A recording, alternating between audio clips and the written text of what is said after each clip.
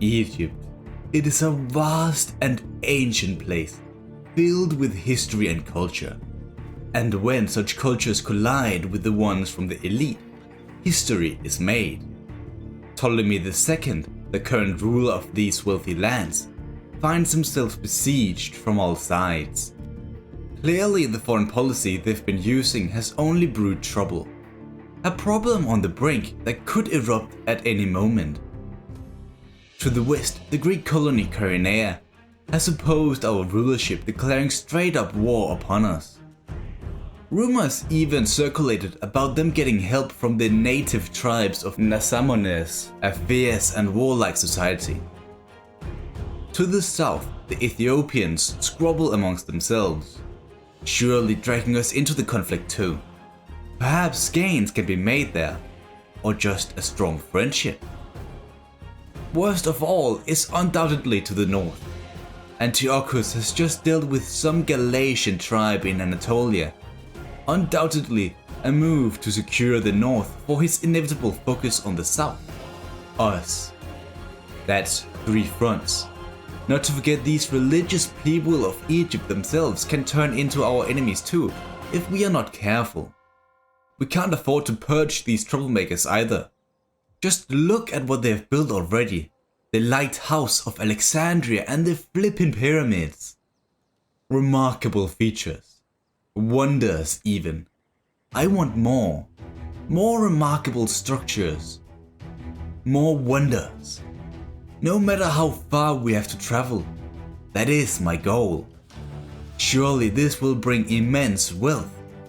Of course, just like the ones building the pyramids, I have no intentions of paying the workers. That's too silly. Slaves are much more cost effective. Maybe these 3 war fronts aren't really that bad after all. If we can survive, that is. Let's deal with every situation one by one. We require 4 people to supervise the construction of Egypt. Most notably of all was Agapius, a man who served my father. I trust his skills the most. Their task is to secure public order while still squeezing every single piece of gold out of the citizens as possible. With a commercial focus, of course.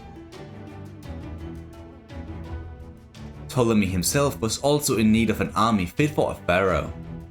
With this large war being split amongst these many war fronts, he would be the only one with a large army. It will be composed of pikemen for the front line, native archers and cavalry to cover the flanks. The same would happen in Jehuda, but on a much smaller scale. Jason is tasked to delay the Seleucids for as long as possible. Obviously, it is crucial we seek the blessing of Horus at the Oracle of Ammon before progressing further. Egypt can't stay isolated any longer. Trade with the other states around us is a powerful way to gain an early income. We are already trading with the Athenians and Nabateans, yet that is not enough. Luckily, our trade goods were in such a high demand we received enormous payments in advance. The Blemi to the south were even willing to become a client state because of it. Okay, we did have to pay them a substantial fee for it, but it is a great start. From all these trade deals, we made over 8,000 golds worth of advance payments, allowing us to make fast progress in our development of Egypt. Iron and salt mines. Iron and salt. Both are actually great examples to describe the Seleucids. They are so salty from the past that they can only think with iron. The diadochi are at war. The plan was simple. Ptolemy would smash the Cyreneans to the west and return north to break the Seleucids. Jason marched for Phoenicia to defend it with his minor division. By the looks of things, it might be a while before anything major happened on this front. So that is at least something. The pharaoh moved into Lydia, where he recruited some Celtic mercenaries and overall expanded his legion with professional infantry. In the south, our client state was attacked by the Medewi. Being steadfast in our decision to support the Blemi, we called upon Lysandras to march down there and protect their capital, with the same army as we usually are using. so they could make a full-scale attack themselves. All these armies definitely took a toll on our income. Thankfully, we already made some crucial investments in that front. Technology-wise, we were about to do the same, but in terms of siege equipment, the need for proper engineering tools like the ones Alexander used at Tyre will be important for dealing with our enemies. If we can ever make it to the walls, that is. Magas, the ruler of Cyrenaica, marched out to meet us on the field of battle.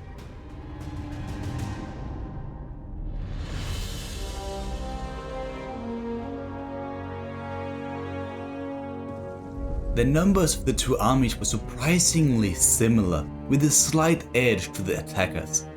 Ptolemy had formed up in a standard formation, cavalry to the left, pikemen in the center, with skirmishers in behind, and the Celts to the right, ready to outflank the enemy. Our slingers would run to whatever side the enemy elephants were on, which turned out to be our right too. As the Cyrenaeans were approaching at high speed, we stopped our advance to deploy the pikes. The battle would begin.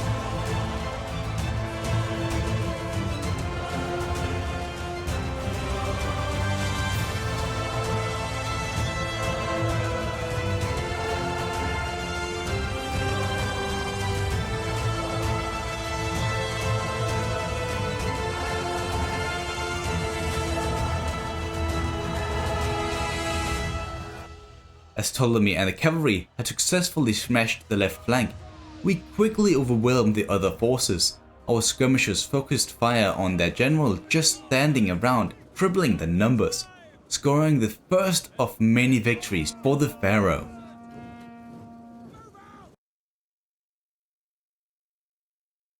With the Cyrenian army defeated, the Egyptians acquired their first 300 slaves. Running back to the protection of their garrison, the pharaoh lured the enemy outside to enslave even more to their project, making the occupation of Cyrene easier than anything in the world. Proving himself as a man leading from the front, Ptolemy made sure his archer drills would suit his needs. If only the pacification was equally as easy. Our presence and demand of their gold made them despise us, a troubling sign for Ptolemy and his desire to reach the northern regions before the Seleucids arrive. Nevertheless, he had to try. For that to even be a thing, a fourth legion was required. Apollinaris would raise a legion of foreigners to defend this front, hoping to quell the rebellions and deter any Nasamonian aggression. But it was already too late, as Antiochus had reached Phoenicia with the might of Heracles. Knowing it was impossible to defend the town itself, they left just a minor garrison while the rest ran out to link up with Jason, the strategist in command of this front. They quickly formed a strong position on the top of a small hill outside the settlement, from which they could see the settlement itself fall. The local garrison stood on the left, pikemen in the center and cavalry on the right, along with a small band of Celtic mercenaries. However, as we advanced on the town, the Seleucids made a surprise attack on our position. Our archers were given the orders to strictly focus down the elephants and the lead cavalry, running around harassing our lines. For a short moment it looked like Jason had Antiochus right where he wanted him, but suddenly his central pikemen just lost all morale and legged it, forcing the archers to engage in hand-to-hand combat. Realizing the battle was lost, he called for a retreat back to Jerusalem. Even though they might have been able to win this battle, what about the next, and the one after that? Reinforcements weren't exactly on their way. I was fine with the settlement being lost today. We can always fight another time. The Seleucid puppet Lydia took away side in the same month. The good news is that Jason at least caused enough casualties on the diadochi to grant him a few more days of survival. Over in Libya, things weren't going as planned either, because we just lost 2 ports, both being heavy contributors to our food reserve, and due to the scorching hot sun in the summer, our army suffered heavy attrition fatigue. Most importantly, this meant neither of the 2 armies in the region was actually able to reach Cyrene, which actually rebelled since Ptolemy left it to its own dealings. Apollinaris rapidly called for more local tribesmen to join his foreign legion and rushed through the dry desert. Fearing the lack of food and hot climate could cause disease, the Royal Council deemed it necessary to construct better water sluicing in all our settlements. To the surprise of many, a delegation from Pella arrived. Antigonus Gonatas has seen the deeds of the Seleucids and feared the balance of power was turning too much in the favor of them. An agreement was made to improve our relations and hopefully reinstate the status quo by fighting the Seleucids together. But we can't make an ally without getting a new foe elsewhere. The Nasamones declared war upon us, further enhancing the pressure on our western borders. Forget about the Seleucids. Ptolemy is here in Libya now. If we can't defend this province at this moment, then Alexandria, our capital, will be at risk. He marched out recruiting as many units as he could. On the positive side, the Nile was expecting to flood much more than usual, which was a great opportunity to improve our struggling food situation. Another thing was the regime change in Cyrene. Now, it is their problem to feed the citizens. The preparations were a success too, meaning our supply problem was finally solved. But a Nasamones raiding party had entered our regions. With no one to defend it and the rest preoccupied with other threats, it was Lysandras, who still was in Ethiopia, who was called upon. Yep, the guy over a year's march away. Nothing major happened down there anyway, apart from him strengthening a relationship with the Blemi. He was gifted a few locals to accompany him north, as thanks to his service down there. And for the matter of taking back Cyrene, it was a bit more complicated than that. The city was besieged, clearly causing a lot of stress on the new rulers of the settlement. So much in fact, they were willing to take part in peace talks. After a bit of negotiations, we came up with a final agreement. Peace along with them becoming a client state. An extension of our influence, not actually a part of it. Plus a bit of gold, but that was just a formality to smoothen the process. Trade would be established shortly after. It was the best for both parties, really. We get peace in the west and they don't die. Now it was a matter of dealing with Nasamones. They have already sacked Ammonium, plotting to take it soon. We had to act now. Ptolemy marched back towards the sacked town, seeking justice for their deeds. Apollinaris, on the other hand, was given the task to take Argilla, if possible. Speaking of dipshits, the Seleucids occupied Salamis from us, right after a rebellion erupted in the same region. At least they aren't our problems any longer. But this meant though our financial capabilities were running low. Surely researching legal institutions to improve our tax rate will help in that matter. But that was just all a side note right there about the Seleucids and their taxes and so on. Because Apollinaris, once he was closing in on Argilla, a force emerged from the other side of the Dune Sea. The Nasamones had challenged us to fight on their turf.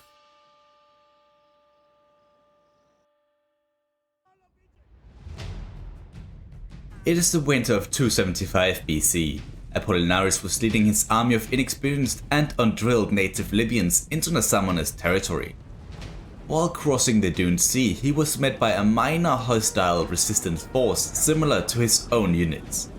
The only difference being Apollinaris and his bodyguards were the only ones on horseback.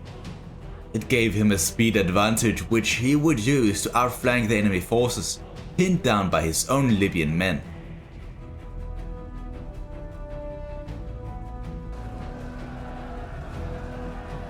Once engaged, he would crash into the rear of his enemies, causing massive casualties on the Nasamones. However, their incredible skills with the spear made it almost impossible to disengage without losses. Not only that, but the low morale of his own troops was so horrendous, the side Apollinaris wasn't at would waver, leading to breaking. Despite the archers being highly effective in their shooting, they weren't able to escape the approaching Nasamones forces and had to wield their knives for close quarter combat. Despite all this, Apollinaris was determined to secure a victory, and thus ordered an impressive strike on the enemy commander. Seeing the balance of power shifting in favor of the Egyptians again, the once broken Libyan forces returned to seal the deal.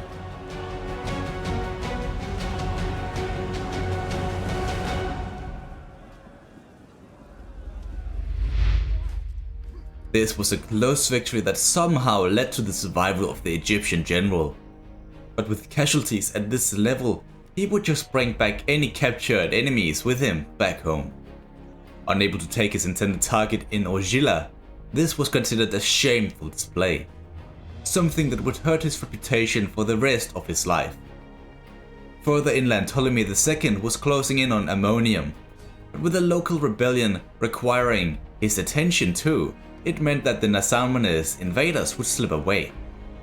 At least Lysandras had passed the Ospolis, meaning that some form of resistance was present. Not the worst situation in the world. He would bolster his numbers with cavalry to improve his chances of success quickly enough for him to return south to Ethiopia. Without any Egyptian presence down there, the Medewi will surely overwhelm the other locals. In Egypt proper, the governors seemed to prove quite effective. It had taken longer than expected, but now their bureaucratic abilities could finally shine through as city governors, raising our income by 600 gold alone.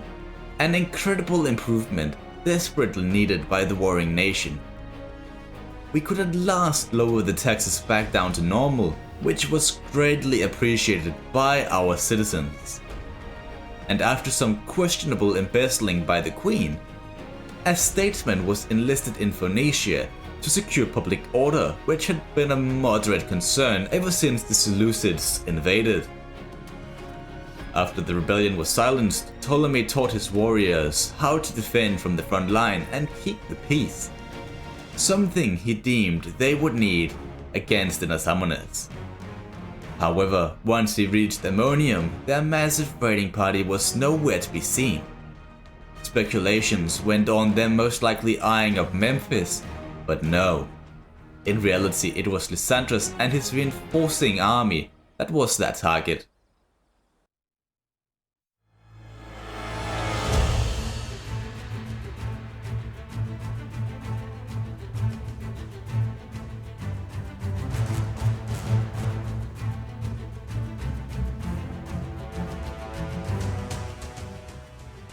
Massively outnumbered, everything seemed useless. But if they failed here, Memphis would surely be destroyed. No way we could accept that. We decided to hide a few units in the forest while the main army would stay in the open, luring in the terrifying enemy. But as the ambushing group got discovered due to the extreme width of the Nasamones army, our cavalry tried to make them focus on the center by running across the field. The true effect of this was unknown, but some expect the hostiles entered the range for archers because of this. A lengthy struggle broke out regarding who had the better accuracy. Seeing the dominant marksmanship from the Egyptians, the Nasamones commander Osalkes tried to inspire his men with his presence. However, this backfired with him entering the line of fire, getting shot in the process. Without the leader, the unorganized army rushed straight into our pikemen, allowing Lysandros and his cavalry to flank around and perform countless rear charges.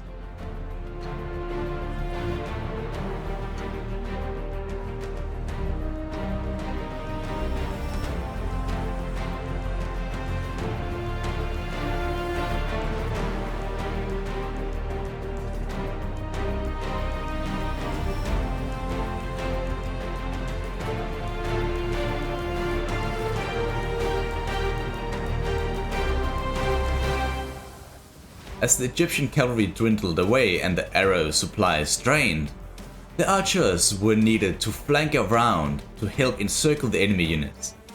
They weren't meant to kill them or anything, but rather to break their morale and send them back home again.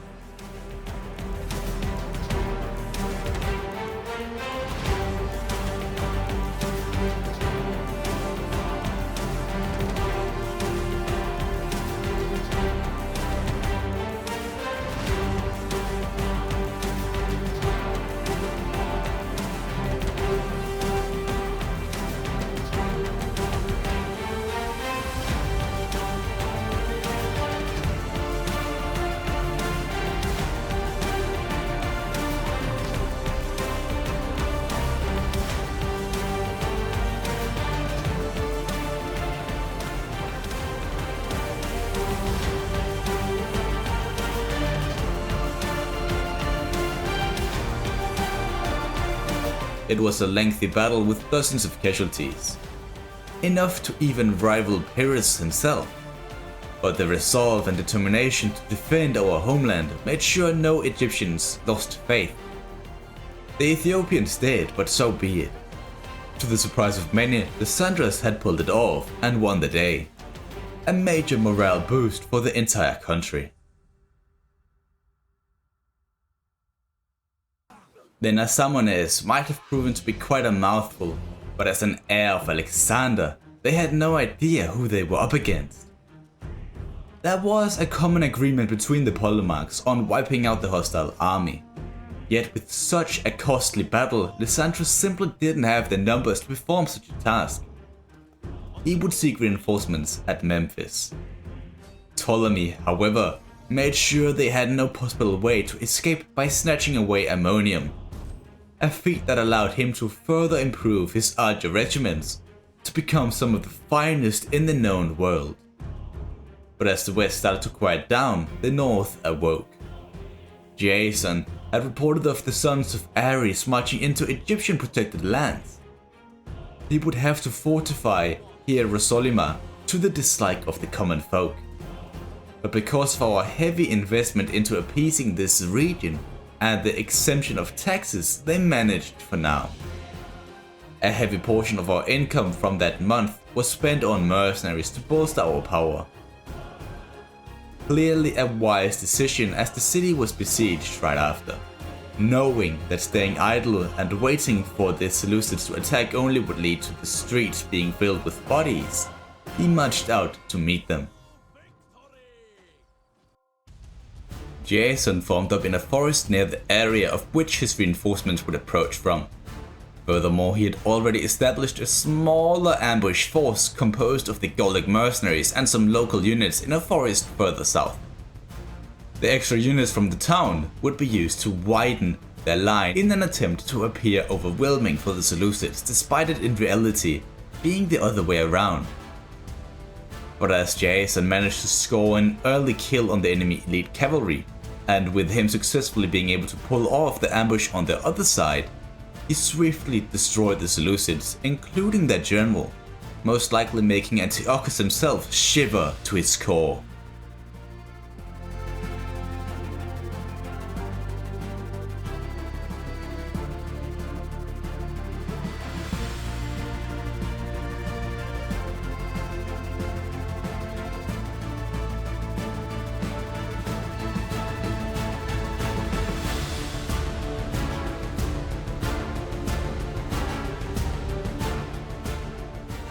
A decisive victory for the heroic Jason, making him a dreaded commander of men. No Seleucids would escape his justice.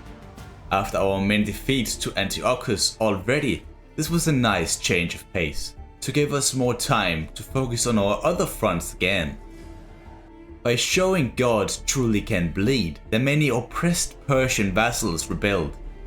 Surely this should occupy their attention for a long time. It didn't mean they would sign peace with us, but it is still progress. Lysandras wouldn't return to Ethiopia for a long time. Once more, a rebellion had erupted in Libya, a task given to the successful commander due to Ptolemy being too occupied on reaching Ogygia. If a simple commander couldn't perform such a task, surely the pharaoh should be enough. It is too bad really, as the Medewi had clearly gained the upper hand in the south, threatening our client state. It is only a matter of time before we are next. The rebels proved to be more than a challenge, devastating Lysandras and his retinue.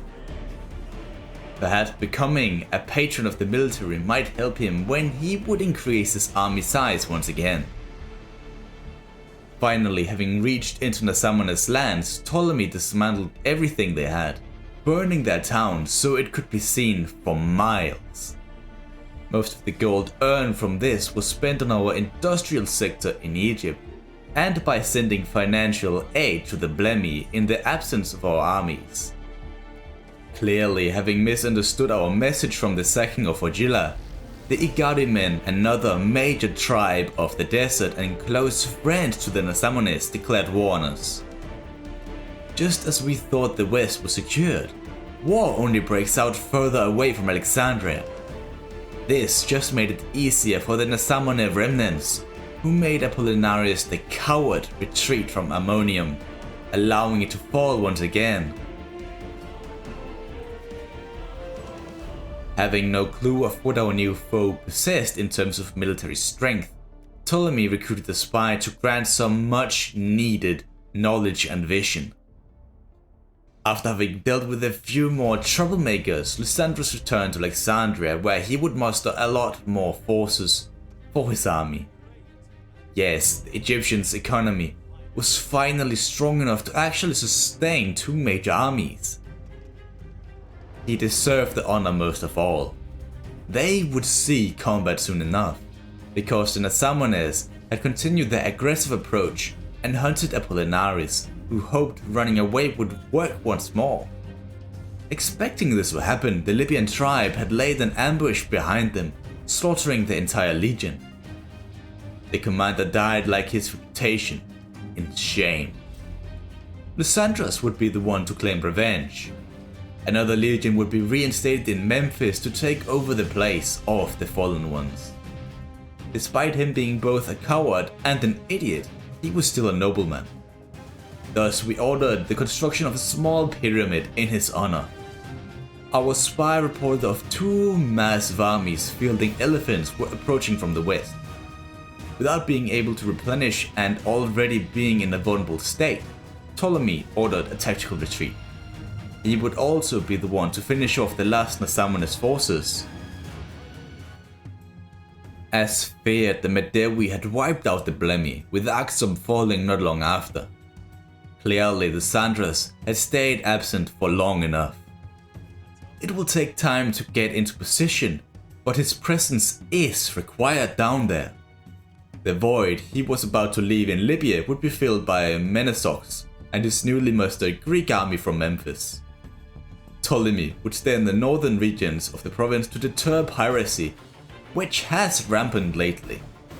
He wanted to deal with them for good, but as we didn't have the economy to field a sizable fleet to deal with the pirates, the problem will only get worse. Expecting a Medewi incursion, the local governor of Diospolis raised a minor force to form somewhat a defense. We might have survived for now, but this is just the beginning.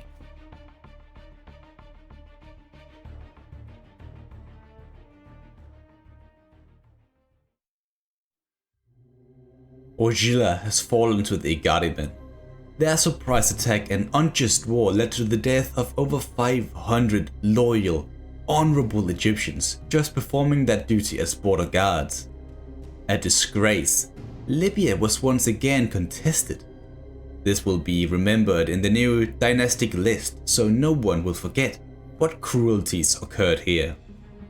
Ptolemy was troubled greatly, not because of the lost city, but rather the unstoppable rebellions that kept erupting along the coast. Conspirators with the pirates, I say. At least the Menexos has reached Ammonium, where he would bolster his defenses for the desert horde. Lysandras, the prominent commander of Alexander's Ethiopia, was actively replenishing his army for his campaign in the south, and more importantly, recruiting a spy to scout the terrain. Eyes are needed everywhere to make sure none slips past our lines.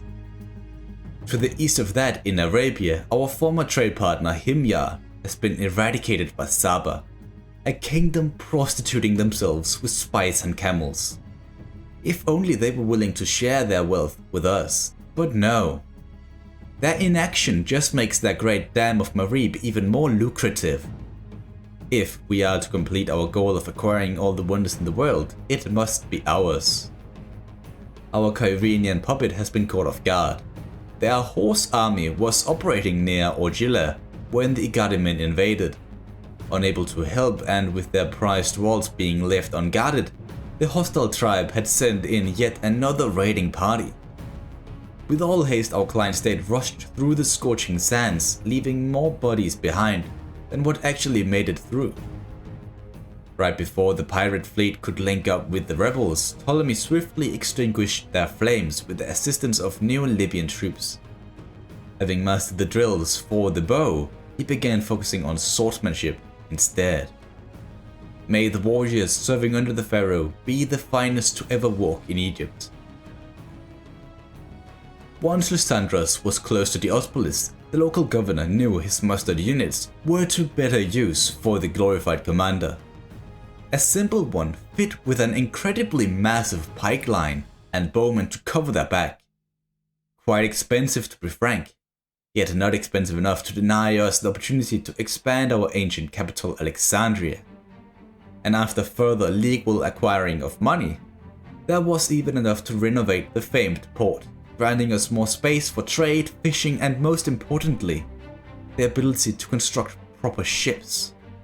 It couldn't be finished fast enough as the pirate fleet was growing, having doubled in size over the same month. This basically opened yet another front. We have enemies all around us, with the Igadimen being the most aggressive of the bunch. That is probably why they befriended the Nasamones, to be honest. Just two sides of the same coin. Different, but still one and the same. To the surprise of many, an ambassador from Asia Minor, the Attalids requested to work together in order to defeat the warmongering Seleucids. They offered to eliminate the puppet state Lydia in exchange for free-flowing trade between our cities. A worthy agreement that was nothing but profitable to us. Very profitable. The Rhodians also wanted to make something more formal than that, but as we didn't have the resources to help in their wars, it was declined. Something devious was going on in Ethiopia. Only one of the two known Medewi armies was visible to us. Fear led many to believe it was secretly coming towards Egypt proper. Nevertheless, Lysandras doubted the intelligence of these ferocious people, imagining they were just preoccupied with sucking off each other's feet. Disgusting, really. With some of the gold Egypt still had in reserve, he paid for African mercenary elephants to significantly improve his fighting abilities. Another army that had disappeared was the one in Libya. Expecting this to be a curse from the gods, a shrine of Amun Zeus was ordered to be constructed, hoping it would revoke it. Menexos should have gone into a high alert because of this, but didn't. A grave mistake as the Igadimen revealed themselves with the Egyptian army caught outside the town. The rampaging horde was ruthless in their hunt for the few garrisoning units, doing their best to reach the reinforcing army coming to their rescue. But it was simply too late. The unlucky Egyptians stood no chance against the behemoths bashing them to the side. Menexos was a commander of great renown and a man who understood the efficiency of a simple tactic. He would place his army with a basic pike front line, native Libyan spearmen on each flank and archers in behind. The cavalry followed him personally ahead of the main army, seeking to get an early kill on the exposed enemy general. But due to some devil-like magic, it was too risky to pursue this goal. Instead, he would return to his army that barely managed to form up before the enemy charge.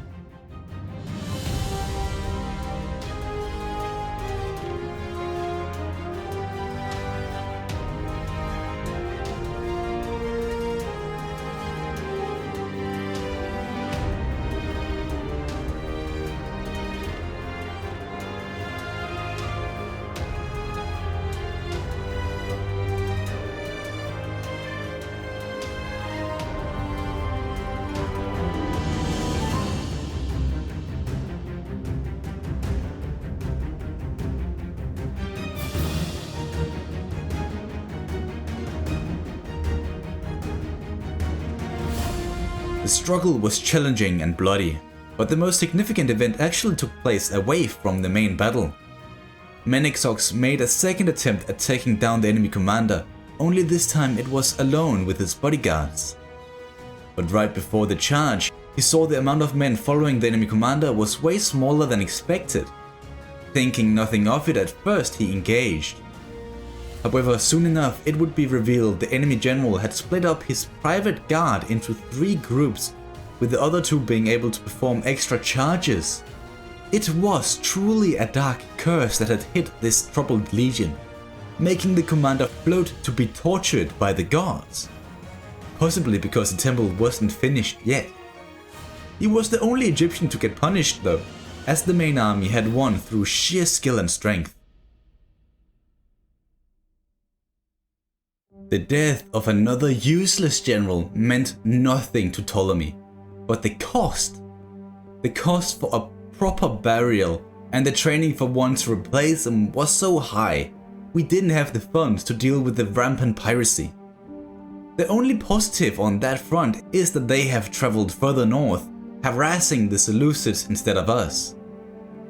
This also meant that Ptolemy finally could spend more time helping repel the Igari men, instead of just guarding the ports.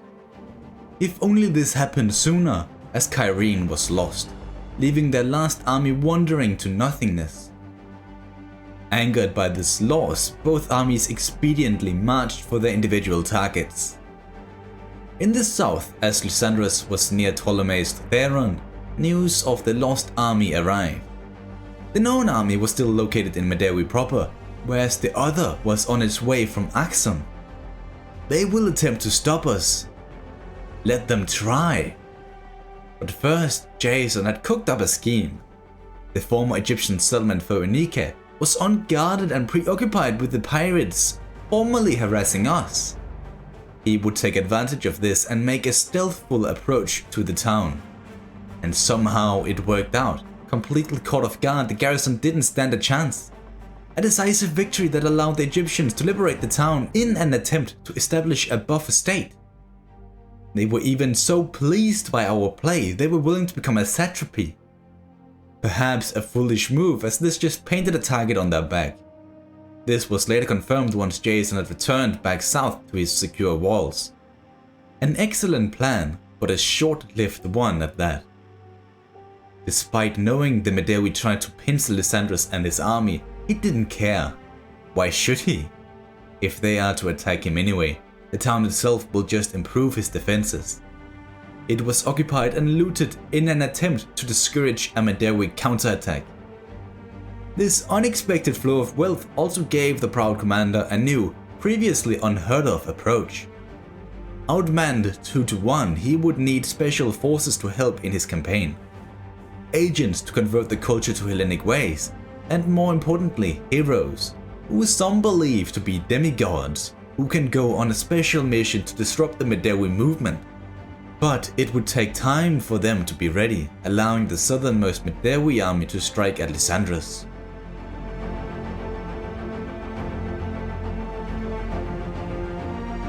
The looting tactic must have worked. Why else is it only one of the 2 armies that are attacking? Such a disorganized tribe, not ready for modern warfare. The Javkaf was sent outside the town to catch any enemies off guard.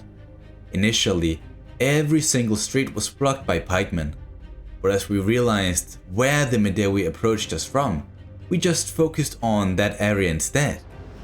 The garrison would pin down the enemies, allowing our archers to focus them down. As more and more enemies bulked up in the same street, Lysandros gave the orders to his elephants to move out. They would link up with the cavalry, which still hunted down vulnerable units on the edge of the Medewi formation, if they can even call it that. Once ready, the Egyptian commander signaled for a cohesive strike from all sides. It was a devastating blow that, with the help of flaming arrows, made the entire enemy army rout off the field. No one escaped the wrath of Egypt today. With another decisive victory under his belt, Lysandros just proved once again why he is the most respectable commander of all. His accomplishments probably didn't have anything to do with it, but right after, the Igarimen of all nations offered a peace treaty. They only want to negotiate when they are winning, it seems. Initially, we tried persuading them to become a client state, but to no success. We did, however, end on good terms, with us even signing a trade agreement, non-aggression pact, and received a major payment in compensation for our losses. Peace finally fell upon the western borders at last, not in the manner Ptolemy had expected though. All they wanted was Cyrene and Argilla. It hurt seeing this dragged out struggle led to no Egyptian progress. Yet the many agreements and the fact that the Igarimen were incredibly loyal, this could only be a sign of future prosperity. Plus, this also meant Ptolemy at last could turn his full attention to the north, the Seleucids. As Ptolemy passed by Alexandria, he decided to revamp his army a bit. The native Libyans were no longer of any use to the pharaoh. Instead, he would recruit more pikemen and these Judean slingers, with a superior range than the ones he already paid for. With Alexandria expanding even further the next month, he could even recruit some proper Agama phalanxes for his army, which by now surely is elite beyond compare. This also made a place for the construction of a great library. Surely once completed, this will basically be a wonder in its own right. To make it even better, our many governors had improved their skills, even further elaborating on their talents as governors, and now also as tradesmen, granting us a further 1,500 golds per quarter. Of course, this was at expense of our barracks in Egypt, hence we had to improve the ones in Hierosolyma instead. Lysandros, full of confidence, marched directly for the vulnerable Axum, with all the agents traveling to the prized capital along the Nile, hoping to cause as much havoc as possible. At first we tried to assassinate their commander, but as it proved almost impossible, we resorted to sabotage. The Battle of the Gold Mines was delegated, resulting in a few casualties, but so be it. We now own something that potentially could improve our income tenfold, with enough investment and time, no doubt. Rumors about a possible rebellion started to float around, as Lysandros had openly bragged about his many victories, to the dislike of the locals, even his own men. It was their glory too. They did all the hard work, not just him. It was only because the Queen organized games in the province nothing came of it. The Medewi had even begun enacting countermeasures against our agents, causing many of them to return with severe wounds, leaving them out of action for a long time. So Lysandros had actually reached a crossroad here. Should he stay and secure public order, or attempt to pull out the weeds, root and stem? In the north, Ptolemy had finally linked up with Jason. Ready and in high spirit, they marched up the Levant. The invasion of Syria has begun. After some heavy investment into holy sites in Ethiopia and the games organized by the Queen herself, the province was massively improving in public order. So much in fact, Lysandros was able to leave the region for themselves, while he would attempt to break the Medewi once and for all. An outpost was thus ordered to be constructed in Ptolemy's Theron as compensation. Not wanting to attack the entire tribal army at once, the proven commander marched only a small distance, allowing his men to pillage the countryside. Our spy would try to sabotage the enemy supply lines, but just like the other last few schemes, they were discovered and returned wounded. The same happened for our assassination plot. But as Ptolemy was about to prove, brute force might be the way forward as Jason and himself approached Phoenike, garrisoned by Troilus, a general of similar fame as Ptolemy. The only true difference between the two was their motivation.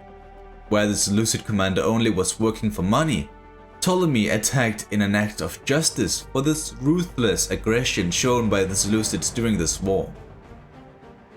This time Phoenike would be occupied instead of liberated, as the pharaoh felt he had more than enough men to protect the port.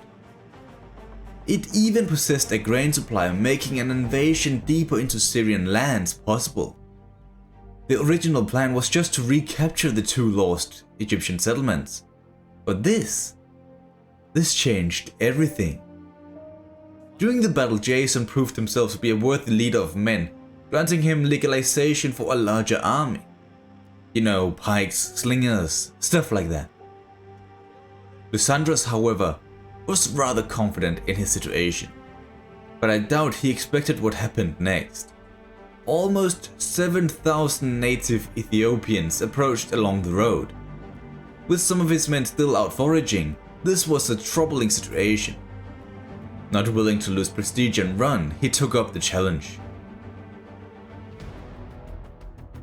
The original plan was to form a defensive formation with the main army, while the cavalry and elephants hid behind the dunes. However, due to some excellent scouting by the Medewi, our plan was foiled, forcing Lysandras to pick a reactionary strategy.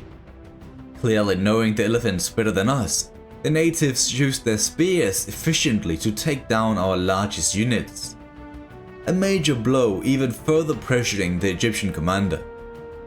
Eventually, through his own effort, they made a breakthrough on their left, slowly overwhelming the enemies on that flank.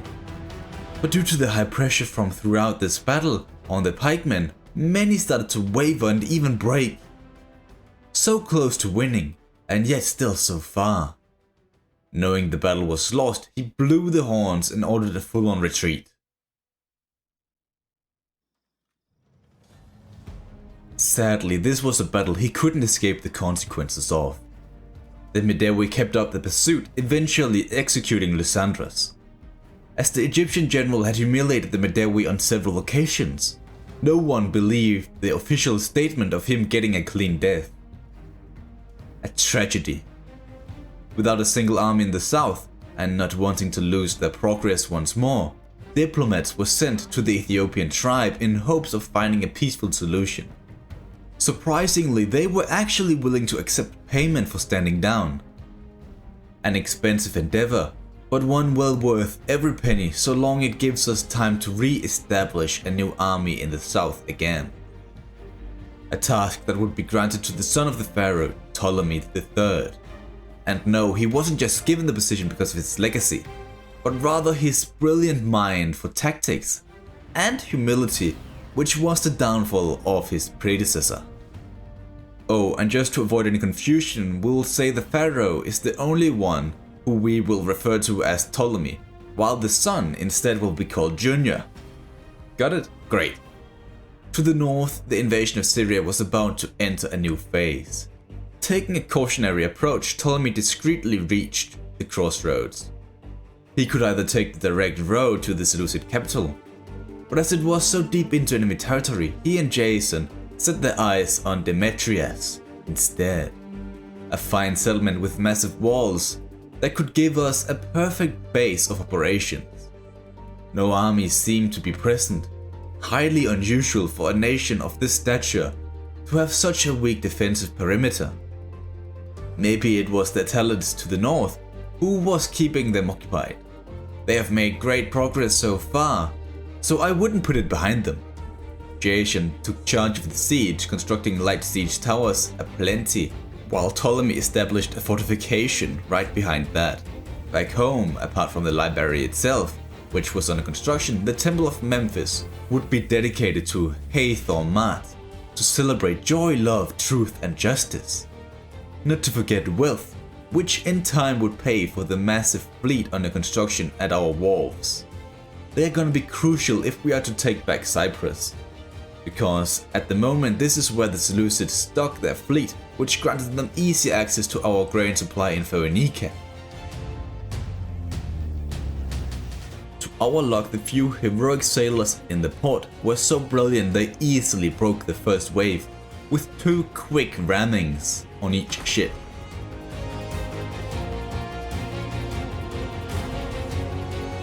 The same would happen the second time around, where the Seleucid marines were forced into abandoning ship as it sunk to the bottom of the sea. A decisive victory. Surprised by the resolve of the garrisoning fleet, the admiral would retreat back to Salamis, where he would reinforce his army for future attacks. We are of course doing the same, but with even bigger ships than the Seleucids.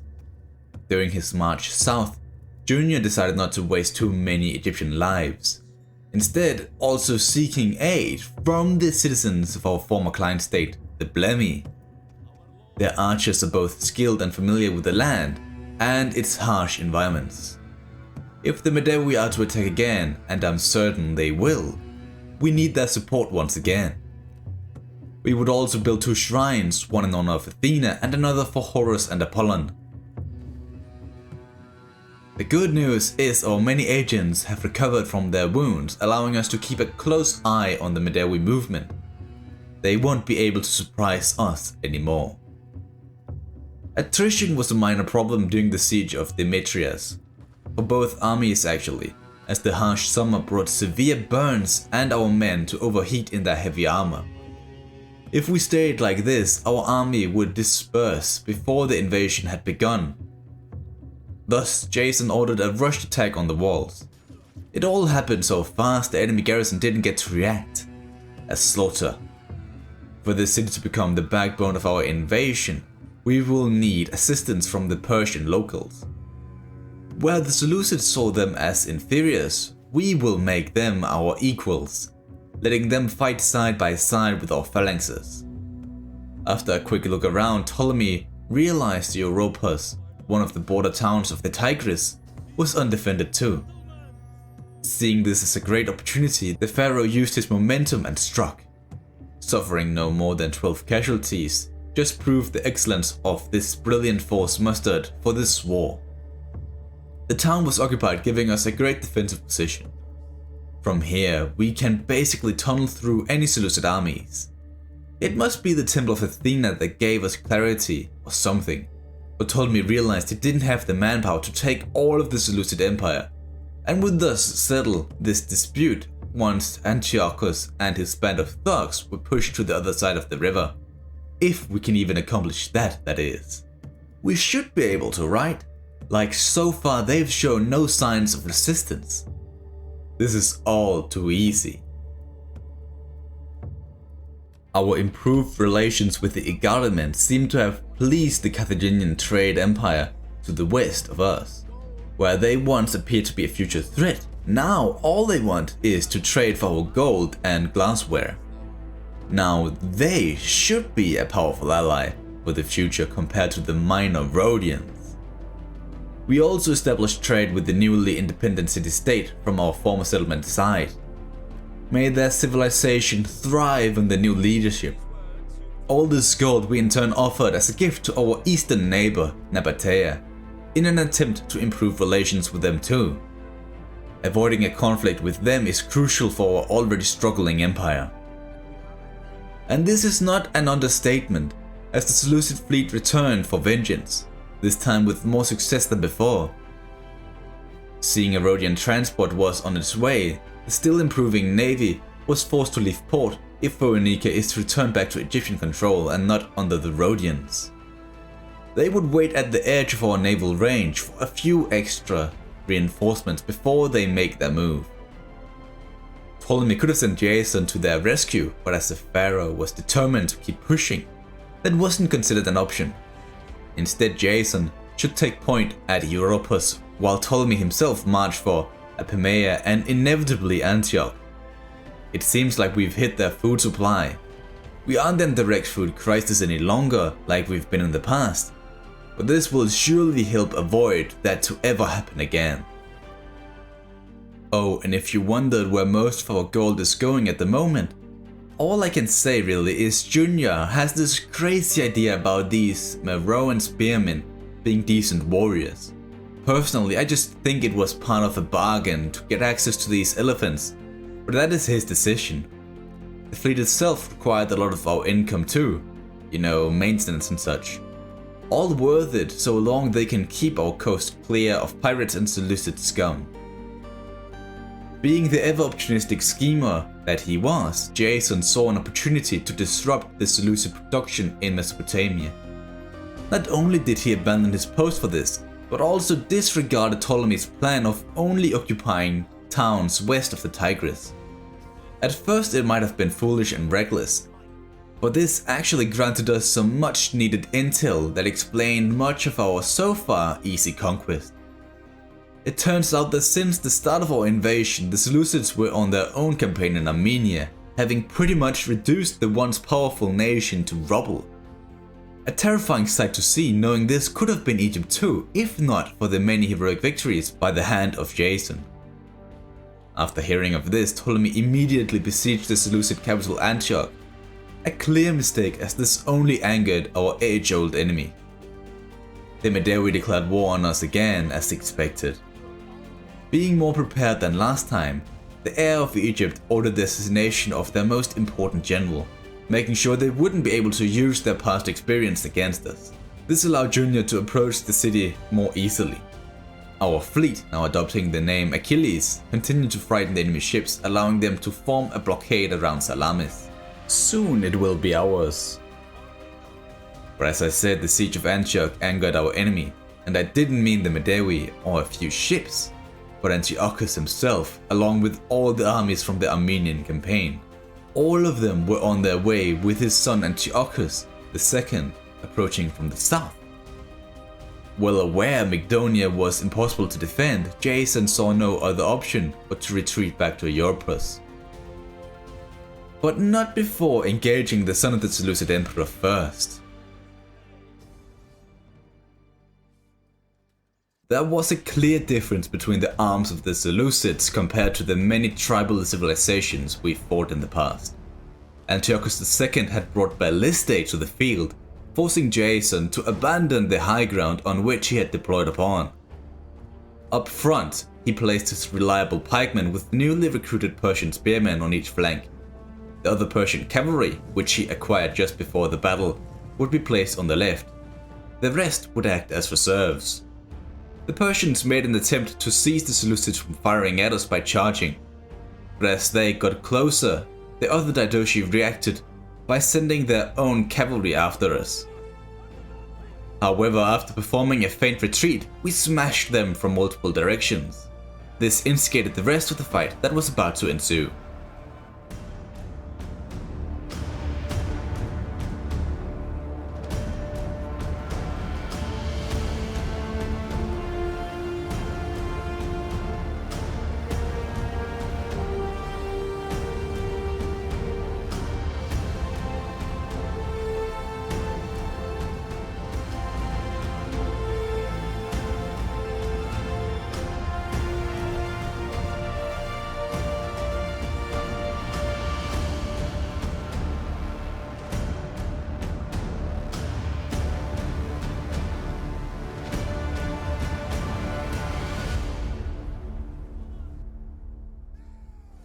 With the heir of the Seleucid Empire killed, Jason escaped back to Europus.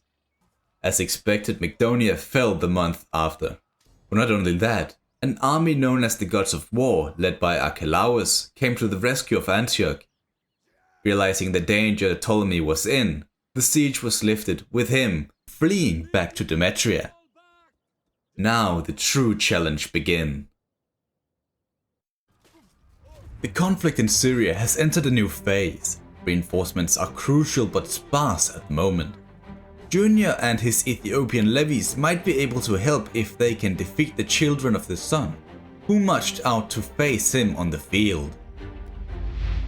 Compared to the common belief of the only proper way to do warfare is through a pike front line, Junior decided to do something different. Knowing the Medewi had faced and defeated a standard Egyptian army in the past, an unexpected tactic might do the trick. Instead of having them in the center, the pikes would guard the flanks with our weaker, yet still highly experienced native fighters in the middle. As we approached the Medewi, our center would slowly advance ahead of our other units to lure in the enemy. Once they were close enough, our lines would rapidly retreat to form an inverted wedge, completely surrounding the Medewi forces.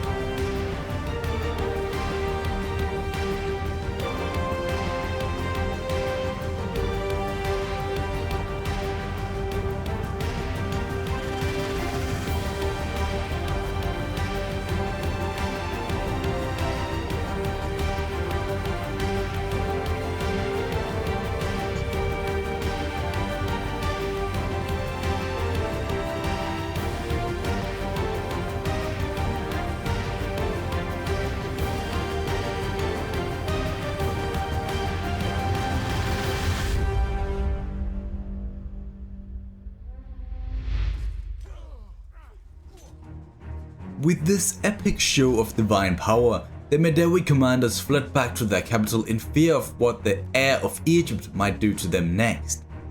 Their third army, however, was still on the loose, only a short trip away from the gold mines of Axum.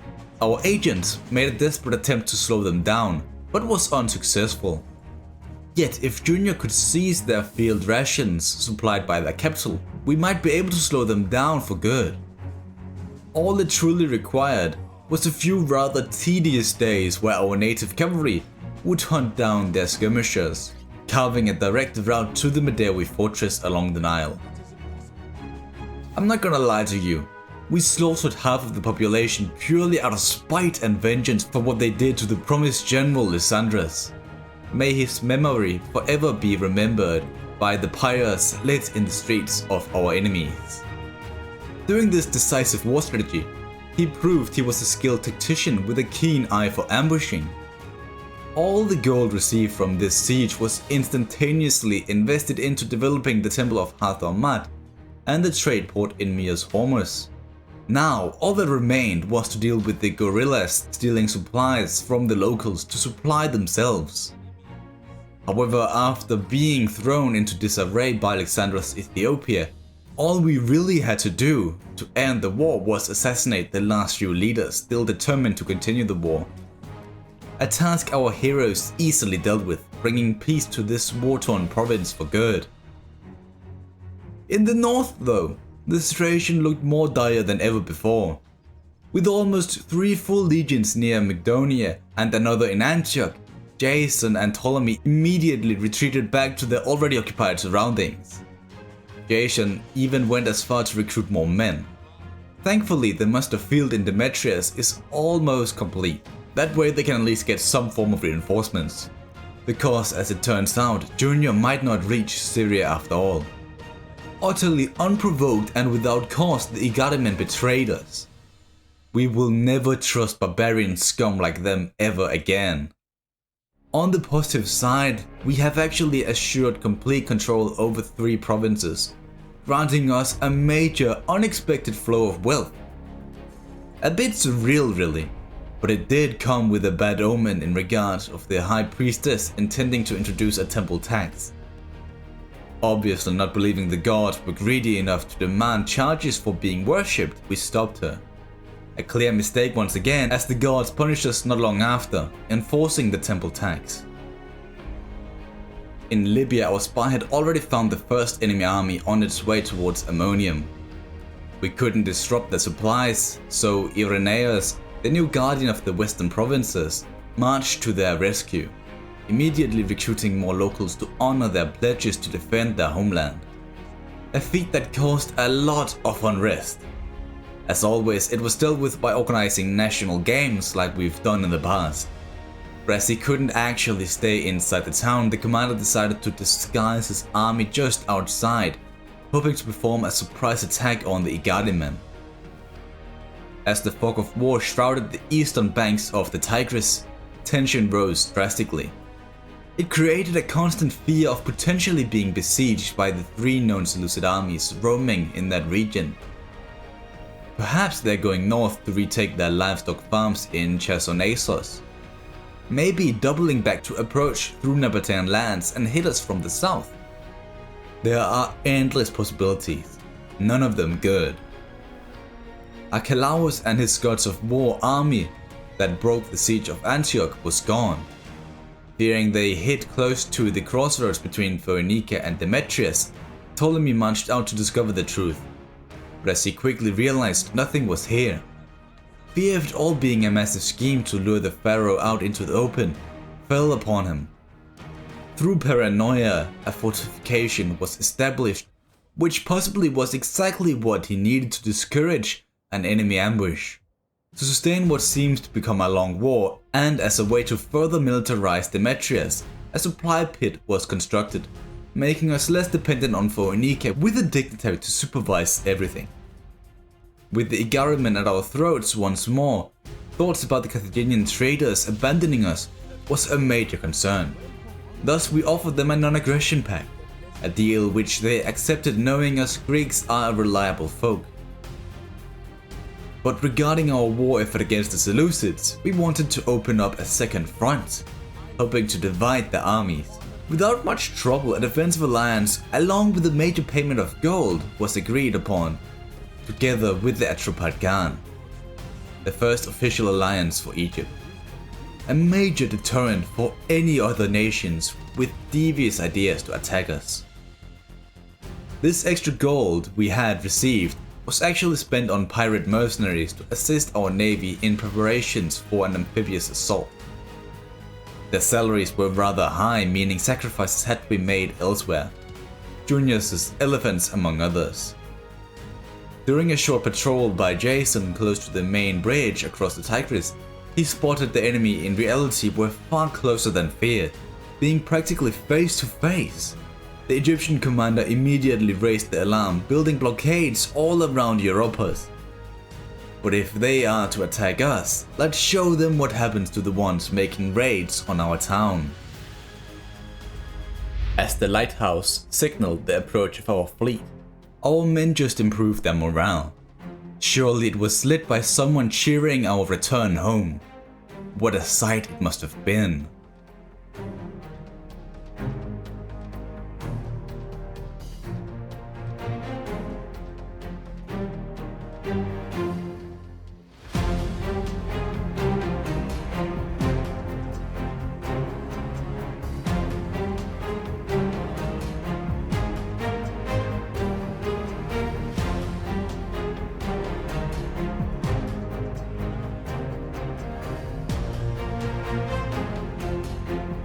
As we closed in on the beach, we ordered our marines to make landfall.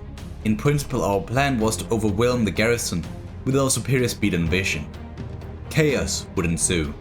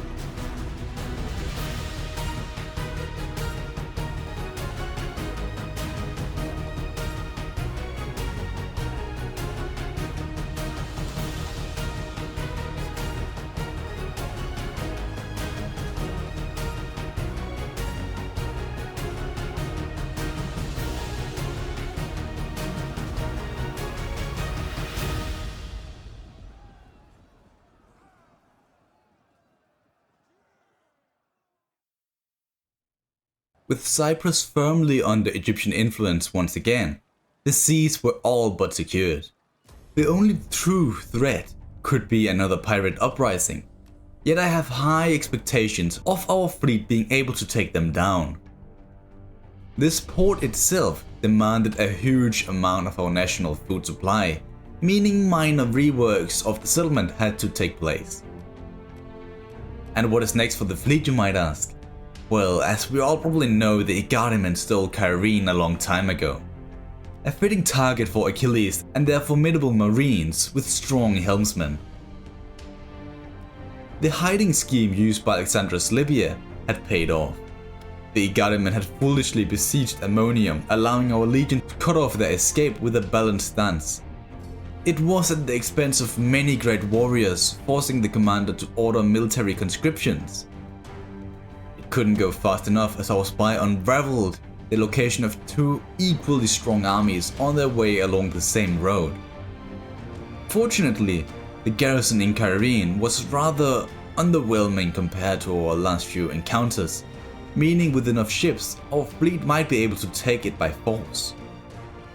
Junior still hadn't made it out of Ethiopia by this point, meaning Alexander's Libya was on its own for now. Surprisingly, the Seleucids never attacked Europus. Confused by this, Jason sent out a major patrol just to find out the enemy had vanished. But where were they? Had they returned to Armenia? Was it our Atropacan allies intensifying their pressure? Or perhaps our Pergamene brethren had dealt some massive blows on the field? We couldn't know for certain, but rejoice we certainly did. It allowed Ptolemy to close in on Antioch again, this time with a bit more caution than before, just in case Archelaus was within the fog of war. It must have been a combination of all, as the pharaoh realized Pergamon had reached Samosata. Expecting them to have defeated most of the Seleucid armies in the region, another siege was established with the light siege towers being constructed to scale the massive walls of Antioch. We had to take this jewel of Syria before the Pergamene did.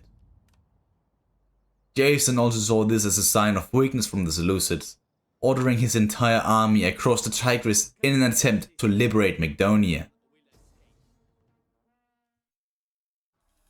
After yet another expedition across the Tigris, Jason learned from his previous mistake and thus liberated the town, establishing the Araba state. During this move, he gained intel of 3 Seleucid armies roaming this side, including Antiochus himself. Surely he must have a burning hatred for Jason, as he was the one to both defeat and execute his son and heir. But taking on a commander like him is difficult. As a proven leader and dread commander, his infamous reputation had spread throughout the known world. Many feared the 54-year-old warrior. In Libya, tension was still high, with Ammonium being prepared for further Agarimen incursions. Hopefully the fleet can ease this stressful situation a bit by blockading Cyrene, and thus taking the attention away from our border towns. Junior and his retinue of special forces and agents had finally reached the province of Egypt proper. Well, he was still over a year's march away before reaching the new frontier, but it was still progress. With our borders getting increasingly stretched out and the Nabateans in a prime position to leverage it, we deemed a friendship with this spice empire priceless.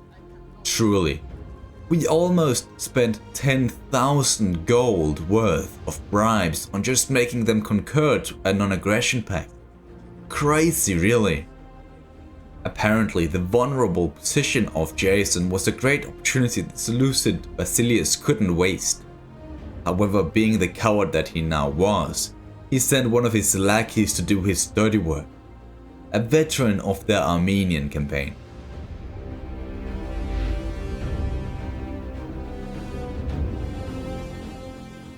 Okay, so I will make this quick as the battle was rather simple. We used our standard pike formation with the high ground on our side. As the Seleucid general didn't bring any cavalry, it allowed our Persian mercenaries to roam freely around the field, sniping enemy units. Their infantry all got demolished by our pikes. Near the end, the enemy commander attempted to flee, But as this was Jason he was up against, he should know that wasn't an option.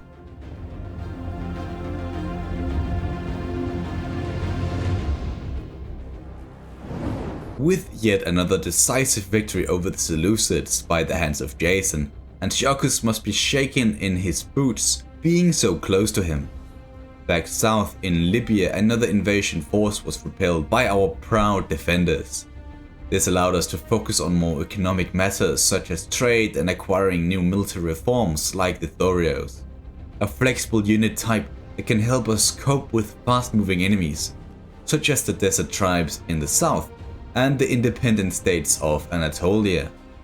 Speaking of reforms, due to our high civilization level, the next step in our evolution is through improving our construction techniques and architectural advances.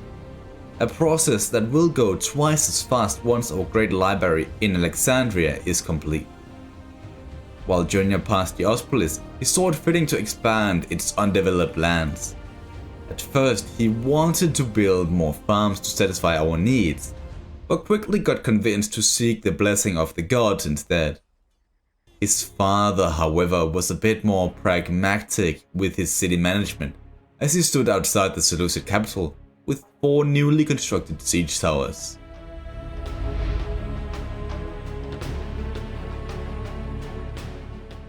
The battle itself actually started by accident, as the horn bearer by mistake signaled the attack. Don't ask how that could ever happen. I don't know either. Nevertheless, this meant Ptolemy and a sizable portion of his army had to run for a bit to reach the battle in time. This discoordinated attack proved to be a catastrophe, as the light siege towers we've spent weeks building was massively focused down by the defending archers, almost lighting them on fire. As the smoke expanded, our men abandoned the siege towers, running back to the camp just to find out Ptolemy at last had arrived. He quickly analyzed the situation and reacted as follows. He sent forward his Libyan warriors to burn down the gate and distract the archers, while our own occupied the nearby hills, giving them a superb line of fire to take down our biggest problem.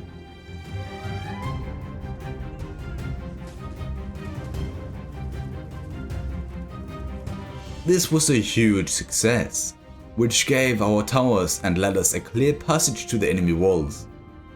From here on out, it was a pure bloodbath.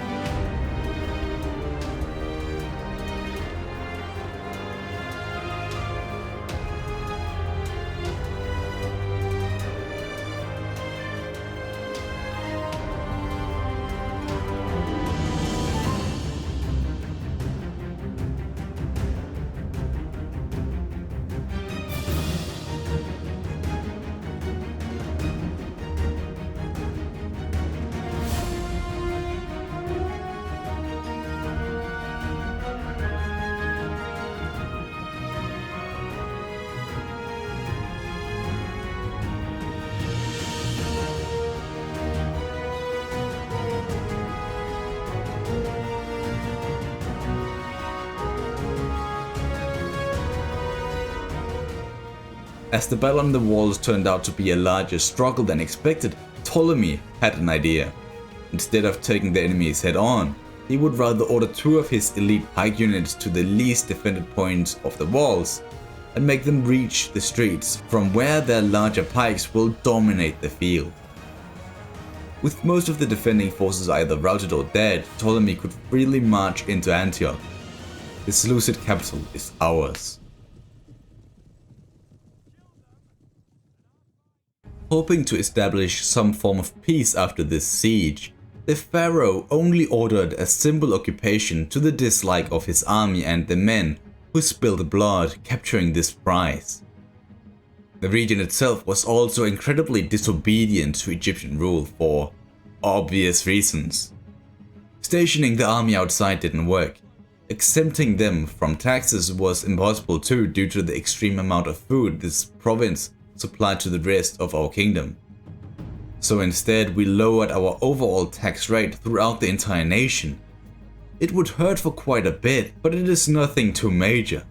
The pharaoh also reinforced his army with the new Ptolemaic swordsmen, which we received access to due to the new reforms. After his success over the Seleucid army, Jason tried to hunt down the survivors from his victory. Yet with them running closer to the fog of war, the Egyptian commander decided to play it safe and encamp on the western side of the Tigris near one of the crucial crossing points. You still remember the 10,000 gold we just sent to the Nabateans, right? Yeah, they actually broke that deal half a year later, making the whole endeavor an utter waste. Those treacherous bastards are probably scheming our demise as we speak. Furthermore, another of our great warriors had died, but as he wasn't of noble birth like Apollinaris or Lysandrus, this request was denied, lowering morale in our armies. I was fine with this, as they didn't need to engage in a dangerous struggle anyway. Archelaus, the Seleucid defender of Syria, was found retreating after a major loss to our Pergamene friends. Fully understanding his end was near, the prime Seleucid general decided to die fighting. Despite him being a Seleucid supporter, I will have to give him credit. He deserved better. His departure from Syria also meant Kidnas was free for the taking. It was quickly delegated and occupied, which truly made a shift in the balance of power between the diadochi. It will inevitably become another farming settlement. Some may call it dangerous to let our former enemies supply our entire nation food to serve, but I doubt the farmers themselves truly care who rules over them. All they want is peace and security, which we will grant them. How, you might ask? We will continue to liberate settlements east of the Tigris, creating an Iron Curtain, a series of smaller states supported by the armies of Egypt. A peace couldn't be established, so this is the best we are gonna get. Now that the north is somewhat secured, Ptolemy immediately prepared his army for his return to Libya to deal with the Igadamen who betrayed us. However, his departure from Syria will leave a sizable void for the Seleucids to take advantage of once they realize it is there. So the only clear move was to form a new legion. Aristophanes would be in charge of this task. It received a fitting name for the province it is meant to protect, and was given modern equipment fit for a modern kingdom such as ours. Junior would muster some of these units too, but at the expense of 2 of his archer units. In an effort to demilitarize Syria, Jason disbanded half of his entire army, only keeping his elites ready as a response force. A clear sign to the world that we have no intentions of continuing this conflict. By now, most of our agents had arrived in Libya to assess the situation. Our Achilles fleet had blocked the Igadamen fleet from moving anywhere. One of their armies were fleeing across the desert, with reinforcements on their way from their homeland. Junior had just crossed Memphis, but his movement was surprisingly slow. Not sure why, but some expect it could be sabotage. At sea, the last few Seleucid ships were being hunted down by both Rhodian and Pergamene triremes. Gosh, I would hate to be on the receiving end of that one. No, sadly we have to deal with the Igadamen, who probably invested everything they had into this attack on our Achilles fleet.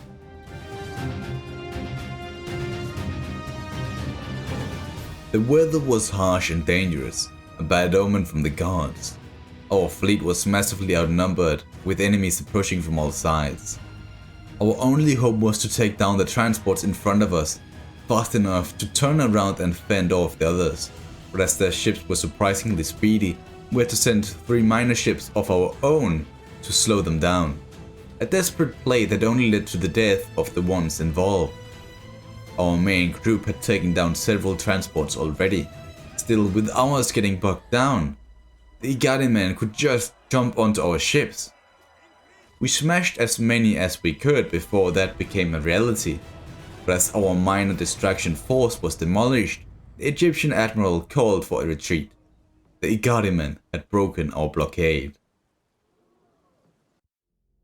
The ones who survived sought refuge at the Carthaginian port Euphrantia and would later take the long way back home to escape another disaster. Our spies have discovered another desert horde on its way towards us, with their own set of spies. They were clearly not as superb as ours, with us knowing who and where they were. Our greatest hero from Ethiopia, Damianus, was thus sent on a mission to assassinate her, a task he easily accomplished. Unlike our second hero, near Cyrene, who couldn't even raid the settlement. Damianus also tried to take out the Agadem in general but failed. At least his honor stopped him from taking payment from a failed mission. Kudos to him. To the north, things had taken a surprising turn. The Seleucids have formed two buffer states of their own, one in Massacre, and more importantly, Samosata, a town Pergamon failed to protect. They were a bit preoccupied with the Seleucid army moving through Sukma, but our vulnerability is still their fault. Now their army is moving straight for Kidnas. Ptolemy wouldn't help. No, his objective was to return south. Instead, he allowed Jason and this newly mustered legion to deal with this situation themselves. As it appears, they have much to do, as yet another threat looms right behind them too. The Galatians, a Celtic group of ferocious warriors who the Seleucids have kept at bay for now. But with them gone, they had become our problem. They haven't chosen a side yet. I doubt they ever will. Barbarians like these sees everyone as their enemies, including us. All I fear is if they decide to raid our lands, Antiochus will take advantage of this and establish an alliance with their former enemies. Just like we did with Atropat Khan. It will become yet another war front that will only lead to our front lines being further apart than they already are.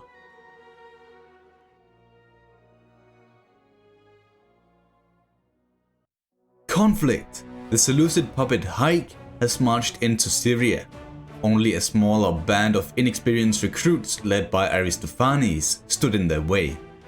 Heavily outnumbered, the only advantage for the Egyptians were their superior equipment recently acquired through a new reform. We formed up in two small sub-armies with two swords up front, followed by peltasts and Gallic spears. In between were the cavalry. However, right before the battle started, the Egyptian commander called for his entire army to make a cohesive strike on the enemy left flank. Defeat in detail, you might say.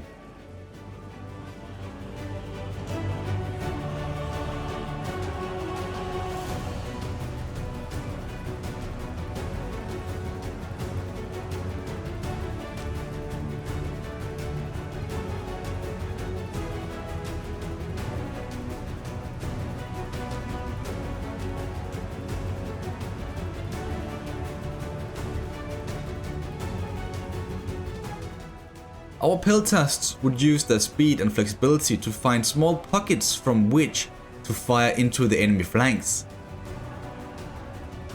Once out of ammo, they just charged into combat, overwhelming their enemies. Aristophanes himself decided to take the Haik commander head on.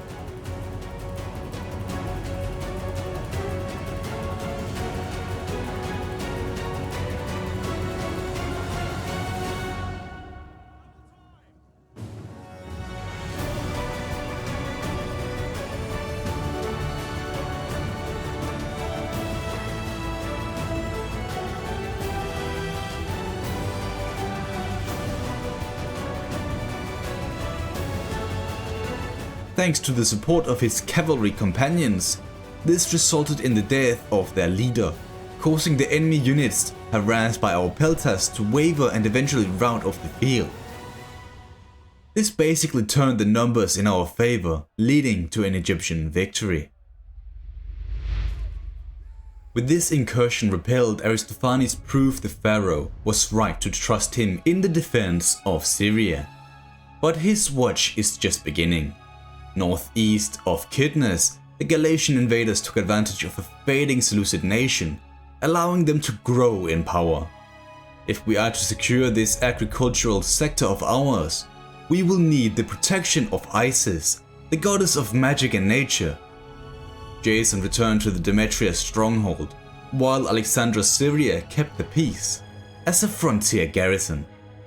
In Mesopotamia, it looked like the Iron Curtain is performing the intended results, with the Seleucid battalions fleeing back into the mountain regions of the east. Back south, both Ptolemies were rapidly closing in on Cyrene, along with the Achilles fleet, which by now was back up and running. By the looks for intel, all they had left was this single horde of disorganized warriors, and with us dominating the intelligence field by getting rid of our opposition, the Igadimen wouldn't realize we had formed a fully fledged counterattack. Maybe we should reconsider our relations in Arabia. Our current relatives, the Nabateans, who practically stole 10,000 gold from us, is under attack from Saba. I'm not actually surprised by this liberation move. I mean, they did eliminate the Himyar too, who also was a partner of ours. Our knowledge of this war is restricted, but there is no doubt this will be a major war, potentially changing the strategic situation in the east. Whether we should intervene or not is yet to be decided, and what side to join is still up for debate. As the pharaoh passed by Alexandria and into Libya, he gave the orders to our fleet to initiate our plans. Junior marched for the walls to prepare for an attack, while the fleet would deny any supplies from reaching them by sea. Irenaeus, the commander of Alexander's Libya, was thus left with the cursed town Ogila. I doubt anything too terrible could occur by this point, but who really knows? A single Seleucid army stayed near Sugma. Fearing for the safety of our ally, Aristophanes marched his legion up to one of the bridges. Here he would recruit Syrian and Sicilian levies to bolster his army for a potential liberation attack. All these armies took such a major toll on our income, we decided to reform our economic archives, ensuring our commerce and industrial sectors actually could sustain this upkeep. It was still worth it though, as our presence alone was enough to make the Seleucids waver. With them gone, Aristophanes came up with an idea to expand the Iron Curtain further north of that, by liberating the vineyards of Samosata. However, by the same summer, the Galatians apparently had the exact same idea. Not wanting to compete with them or just cross swords in general, he marched his army back to Antioch. Our positive relations with the local Persians had borne fruit.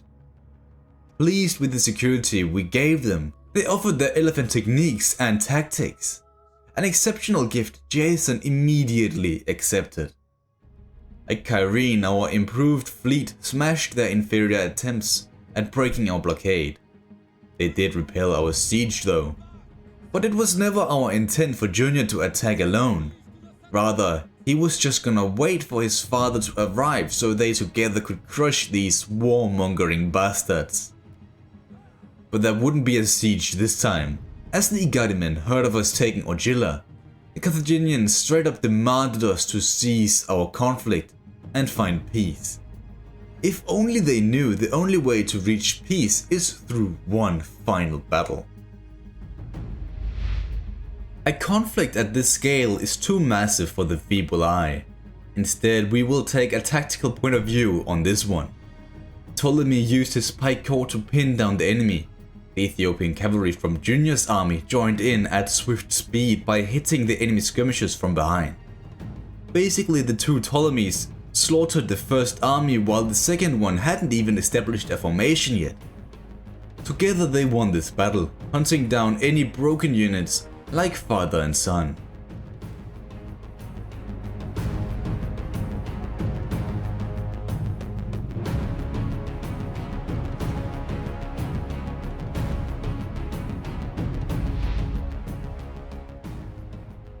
Some people like to play catch with their sons. Ptolemy and Junior did the same. Catch the fleeing enemy, that is. It was a decisive victory leading to the occupation of Cyrene and utter dominance over Libya for the second time. The only difference being is our grip on this province is so tight the Agamemnon had no chance to take it back from us again. We didn't need to worry about that either, as this last battle had cracked their will to keep fighting. We allowed them to stay somewhat independent so long they bent the knee and became our client state. Fulfilling the demands of Carthage on bringing an end to our war with the Agamemnon, this all-important trade deal was signed once more. They did have this second inquiry of us siding with them in a conflict against some unknown nation called Rome. Not thinking much of it, we accepted. They won't receive any major support, just our Achilles fleet. Surely they are enough to deal with these sons of Mars or whatever. With the 3 armies in Libya now staying idle, we had to find something else for them to do. Obviously one of the armies had to stay behind, and Junior had to return east where his army is needed. This situation in Arabia would have many challenging outcomes for us. It is his job to make sure these side effects are favorable to us. To the north, however, the Cappadocians from Massacre did eventually make a successful invasion into Kidnas. Luckily for us, Aristophanes was near Antioch, so he could relatively easily retake the settlement. But the fact that we failed to keep our promise to the locals of keeping them safe, a rebellion was on the rise. Not the best of moments for this to happen, as the Seleucid presence in Mesopotamia was increasing. Of all the possible diplomatic events to occur, I did not expect the Galatians to offer us a trade deal. I didn't even think they knew what that was. Yet I still don't trust them. But if they can take away some of the pressure from our allies, that might be good, right? Somehow the Seleucids had managed to lure out our allies' army into the open field. We weren't in a position to assist them either, with us being forced to deal with this rebellion. Our Iron Curtain sure has been profitable to us, but not our Atropatene Khan allies. We had practically abandoned them in their time of need, almost leading to their demise. The Seleucids have grown powerful again in the mountains and the east. Get this, the Massili, a client state of Carthage, declared war on us. Someone within their court surely doesn't appreciate our Greek ways. We didn't call in the Agamemnon, fearing they would just betray us. A military access pact was out of the question too, so we couldn't even act on the situation. All we can do is wait for their 2 armies to attack us. Oh, and to make things worse, the Massili did the same 2 months later. Are they trying to start a war between Carthage and Egypt? Damianus, our hero from the Ethiopian and Libyan campaign, received a new mission: gain intel on these Romans, find their weak spots, and study their naval tactics. In Syria, Jason erased the rebels, allowing for Aristophanes to rush to the rescue of Sugma. Last time his presence alone saved the town, but this time it was too late. The locals received an ultimatum: submit or perish. The Seleucids are turning our defensive strategy against us. Well aware we couldn't take them on at the same time, we retreated back to the western side of the Tigris. Jason marched up to a second crossing point further down the river, calling in local levies too. Achilles, which by now had recovered, resupplied and replenished, left the port of Cyrene to embark on what no one knew over time would turn into the bloodiest war the world so far has seen. That is actually a very difficult belief, but it is true, and that is even with us knowing what is going on in the east, and with someone in the Carthaginian elite trying to start a war between our 2 nations. Feeling the pressure in Syria once more, another army was required. Yet again it would be led by another son of the pharaoh, Lysimachus.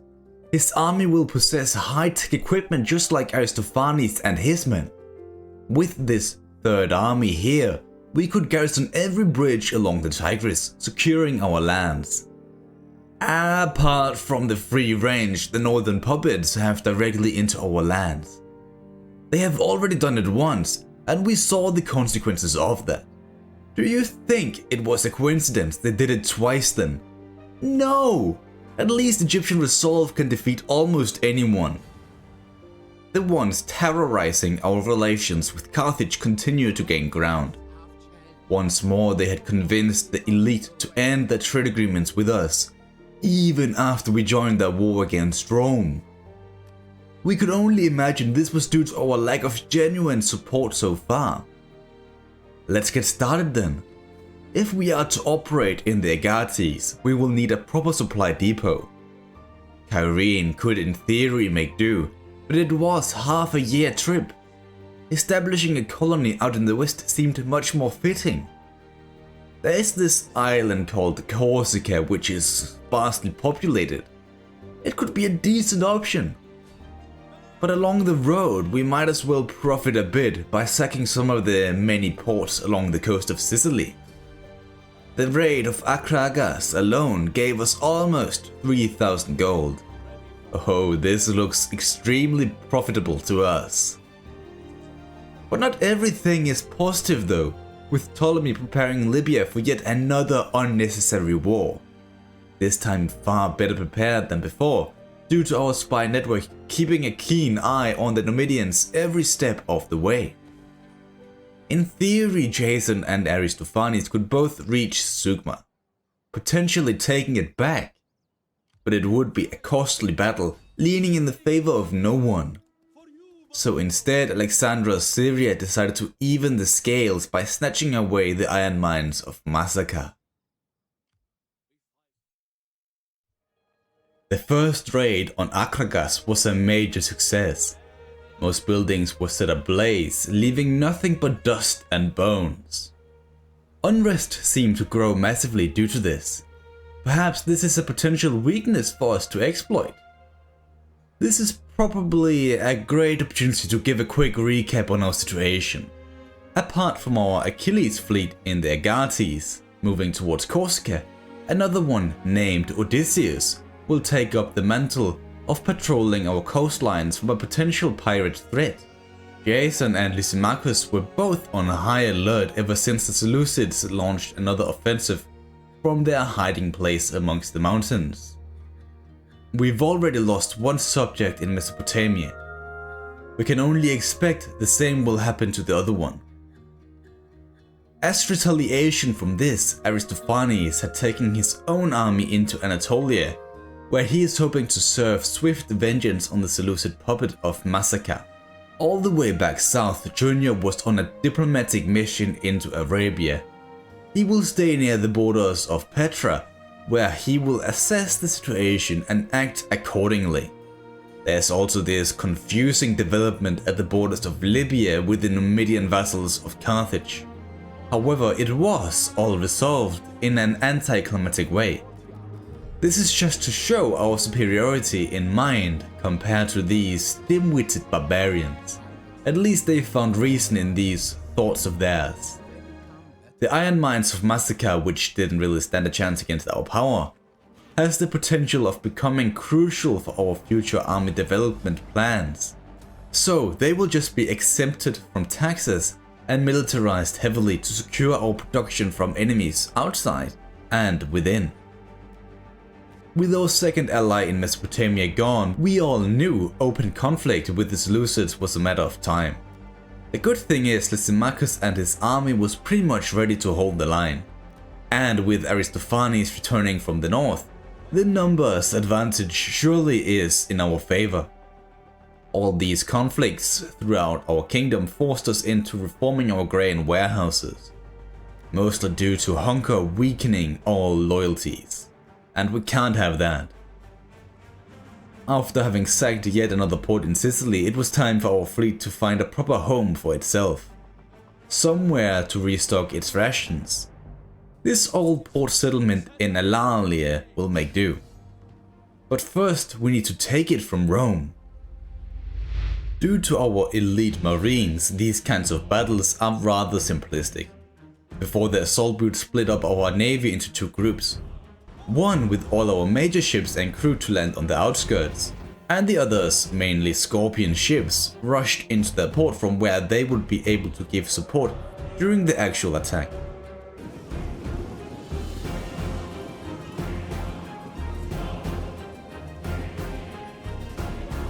Once our marines made landfall, some of them would strike through the port side. However, the majority still took the longer way around through the edges of the town. Once we had drawn enough forces out into the open, our remaining assault ships will land from within, effectively outflanking the enemy.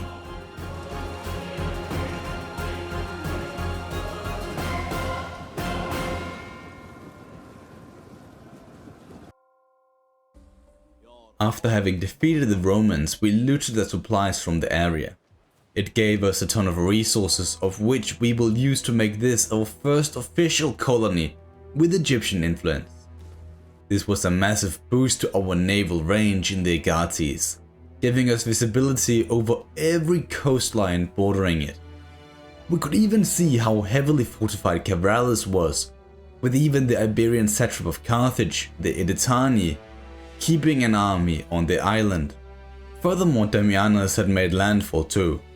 Here on Sicily, he immediately spotted a Roman legion at Panormus, the last sacked port by us apart from Alalia. Most likely this was their way to discourage any future raids, but this single legion can't be everywhere at once. Our small raids have already increased our naval skill level, and this is just the beginning.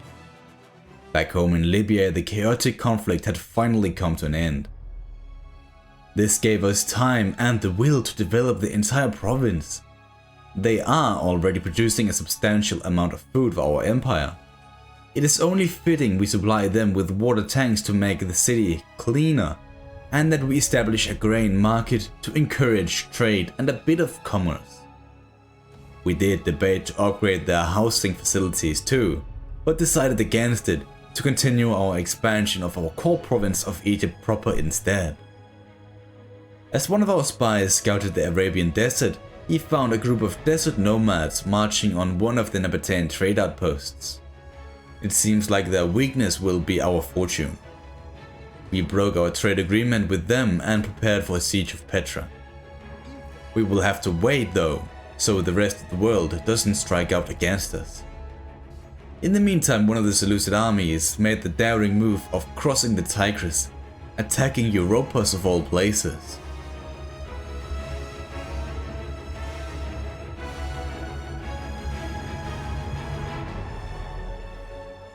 Surely this was Antiochus' doing, probably still burning with hatred for us ever since we killed his son. He's now trying to do the same. Lysimachus was a young, inexperienced commander. However, as a child of the Ptolemaic dynasty, he had the blessing of both Greek and Egyptian gods by his side. We decided to meet them on the outskirts of the town. Here our garrison force did an excellent job at pinning down the enemy, while our archers sniped unaware units.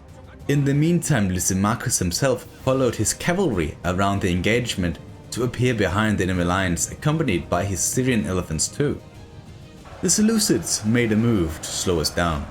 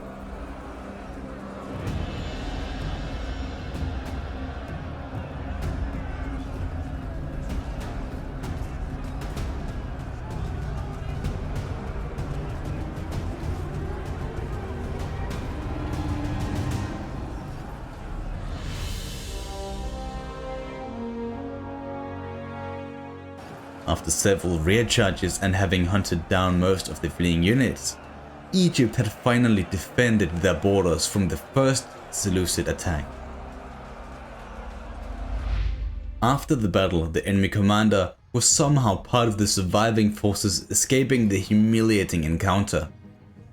For this to happen, he had to abandon his scorpions on the field, giving these powerful weapons over to the Prince of Egypt. A fleet of Carthaginian slave ships arrived at one of our ports. He humbly requested to sell his slaves in our cities. At first we intended to confiscate these slaves for our own private use. However, after anticipating this only would lead to further distrust between our two nations, we allowed him to perform his trade here. At Alalia, we used our surplus of wealth from our raid to fund the construction of a new temple while setting up a Sicilian immigration embassy for the ones seeking refuge from the terrible Roman occupation. The locals did have some minor complaints about our presence, yet every obstacle can be overcome by a little intrigue and exemption from taxes. Which is fine, by the way.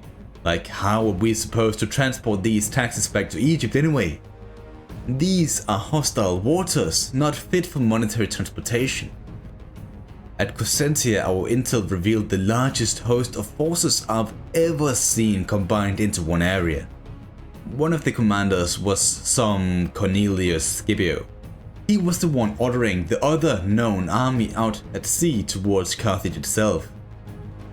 Our Achilles fleet tried to intercept them, but was too far away. However, after Damianus revealed Sicily was completely unguarded at the moment, it was once again a lucrative target for another raid. Surely we've gained their attention by now. Our schemes to claim revenge on the Nabateans had seemingly reached the ears of the Sabaean nobles, wishing to trade with us. However, with the memory of our former ally in mind, the only way we would accept such a deal was through submission. A group of Carthaginian priests requested our assistance to build a temple of Baal Hamun in our lands. Despite us wanting to secure a friendship with this trade behemoth, this was a step too far. Our internal struggles between Hellenism and the Egyptian deities were more than enough. We don't need a third, so we refused. The Roman army trying to reach Carthage had seemingly changed its mind, most likely fearing us crushing them during their travels, and had thus returned back to Panormus. This complicated our raids a bit, yet it didn't stop us from assaulting Akragas. From this we even learned about more Roman ports along the eastern coast of their little peninsula. We will require an entire newly supplied fleet to perform any form of raids over there. We aren't currently in a position to reach them just yet, although it could be wise to spread out our attacks a bit to split up this monumental legion of elite warriors. Damianus did his part too, assassinating the legatus of the legion currently stationed alone in Sicily, just to piss them off. In Anatolia, the Galatians and Pergamonians continued to fight each other. As we were trading with both and this conflict only caused less income for us, we sought to wedge ourselves in between the two of them. To halt their hostilities, we client-stated Iconium, the main settlement from where the conflict was taking place. Not sure if it will work, but it sure gained the attention of Parsa, one of the many former vassals of the Seleucids who didn't wish to sign a peace treaty with us at the time. Until now, which we gladly accepted. A man accused of killing a Carthaginian official was brought before me. However, as he offered a sizable monetary contribution in return for assurance of his safety, we instantly agreed to his proposal. This might turn out to bite us in our heels in the future, but so be it. Agapius, our senior governor of Memphis, had sadly passed away. It caused a slight dip in our revenue, yet I am confident his replacement will do just fine too. It appears our departure from Sicily happened at the perfect time. After a failed Carthaginian assault on Panormus, most of the legions stationed at Cosentia crossed over to the island. With them clumped together in the south, the port of Genoa seemed like a way better target.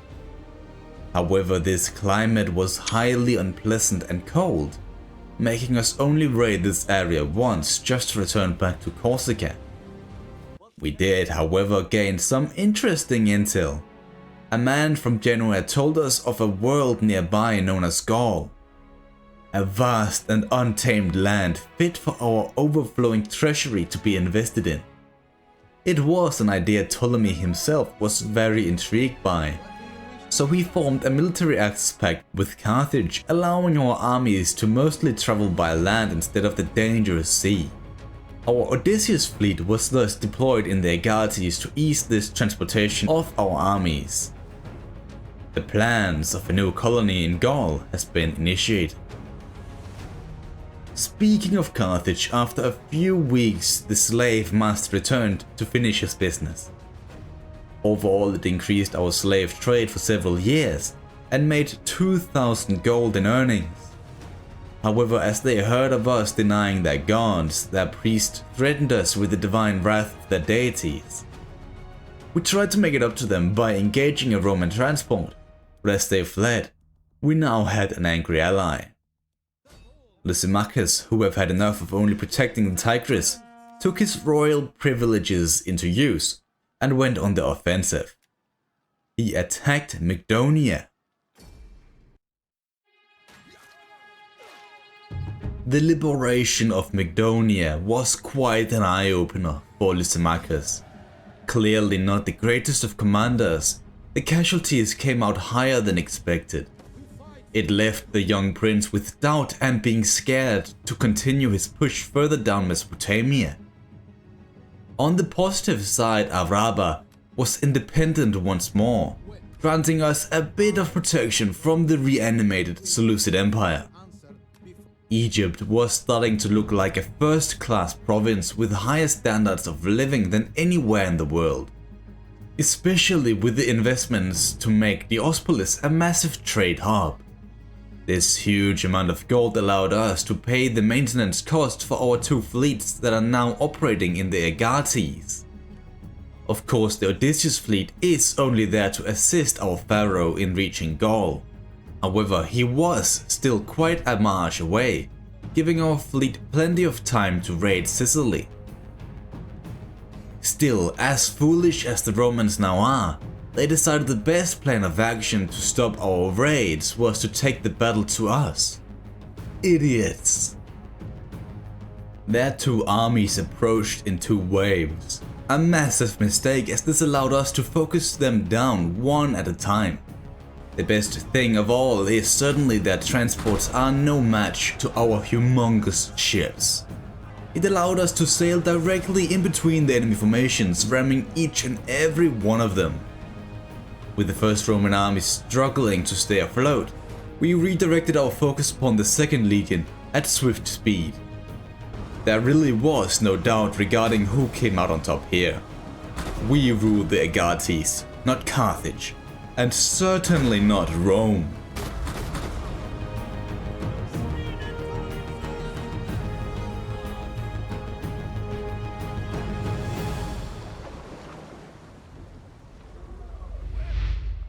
The world called this a heroic victory.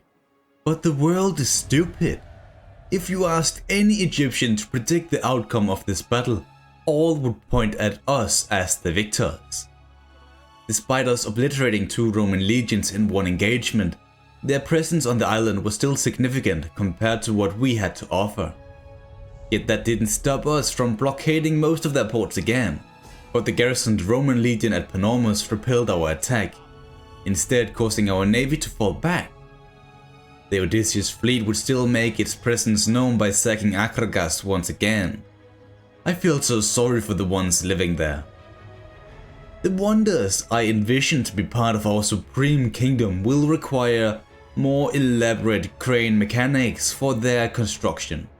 Like, how are we supposed to improve the pyramids without this? Slaves perhaps? But that would lead to major casualties, which is bad for business. Those slaves should instead be used to revolutionize the lands of Libya to be almost equally as desirable as Egypt itself. Without the Nile, of course, but still lucrative. In the meantime, Junior had completed his task in monitoring the Arabian conflict. The Nabateans were powerful and strong, however their many setbacks have left them scattered. Thus they were mustering a new force here at Petra. Yet with the reinforcements from Hierosolyma to back him up, Junior attempted to lure the Nabateans out into a field battle. The Achilles fleet, full of supplies and a lust for plunder, decided to go on a voyage towards the port on the eastern side of their little peninsula. It will be dangerous and rough, however I'm sure it will be possible with the right amount of ships from the Odysseus fleet too. It was around this time we received an outrageous offer from a Carthaginian captain wanting to patrol our shores. Do they think of us as their vassals or something? A nation such as ours will never be looked down upon, and especially not from a ragtag band of merchants.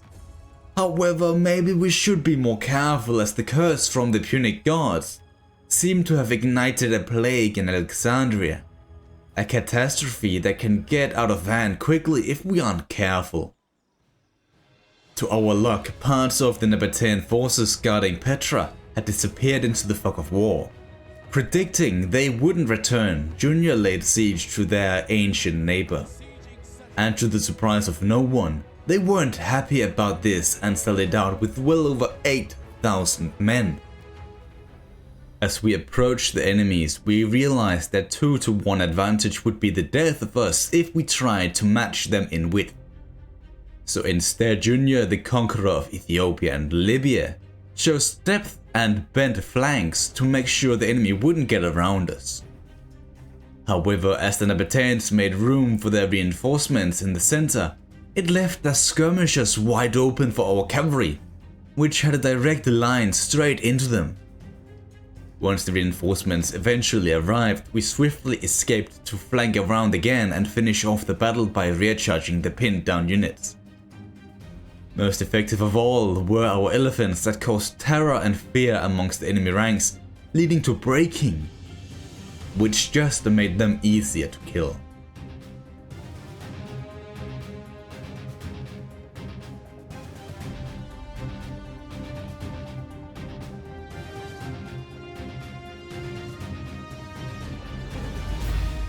Knowing they betrayed us despite of our history and long friendship, we couldn't just enslave them. Killing the captives was our only option in this situation. The man wanted for the murder of a Carthaginian officer we helped flee, escaped safely and gave us 2,000 gold as a gift. However, the Carthaginians felt insulted by this, deteriorating our relations with them even further. I fear, despite our best efforts to support them through military assistance, these events off of the battlefield might lead to another conflict. We'll do our best to halt it, but it will be a challenge for sure. Their Numidian vassals still despise us.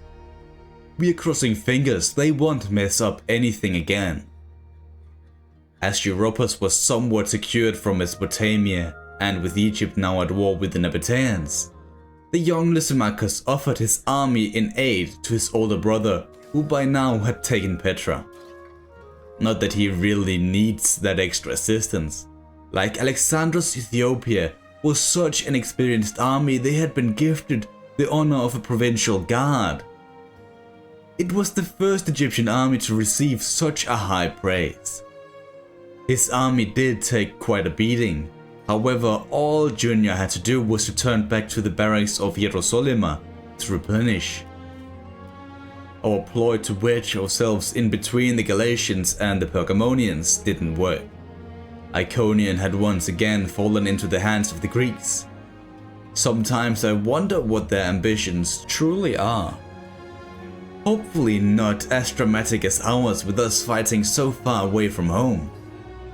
We came to realize the Romans occupied ports in both sides of the Adriatic. In Greek lands, from where the famous Pyrrhus once ruled. At first the Achilles fleet debated whether to liberate Apollonia in honor of the fallen comrade. However, after scouting their garrison and knowing the potential wealth we could loot from the ports further up the coast, this town was spared, for now. The foul Romans had begun mustering a new army in Sicily, or at least tried to. However, Damianus, our exceptional hero, snuck into his tent at night, wounding the Roman legatus, ruining their schemes. The legend of Damianus, the strategic genius, is progressing nicely due to his valor and single combat mastery. Ptolemy was well on his way, yet during his travels he got disrupted by the Messassili, who intended to keep a close eye on us so long we marched through Carthaginian lands. For safety reasons, in case they attacked, we paid for a few local mercenaries to accompany us. An expensive endeavor, but so is life.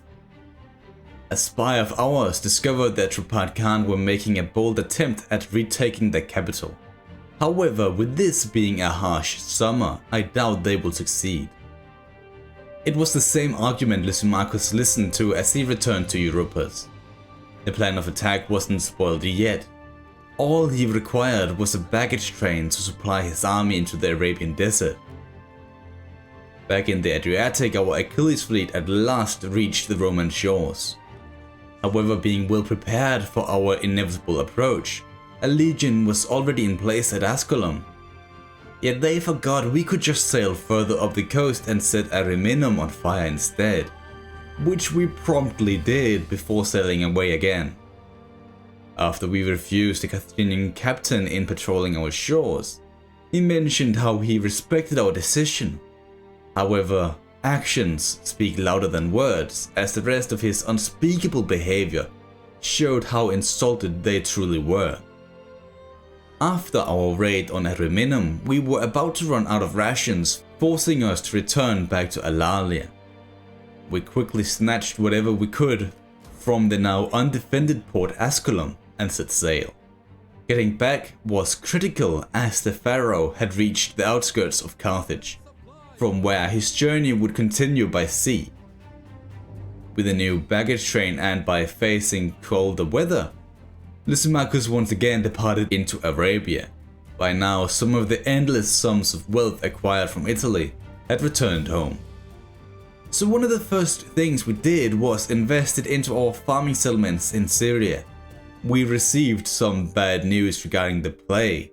Not only did it spread to Greece, but also Memphis, another major Egyptian town.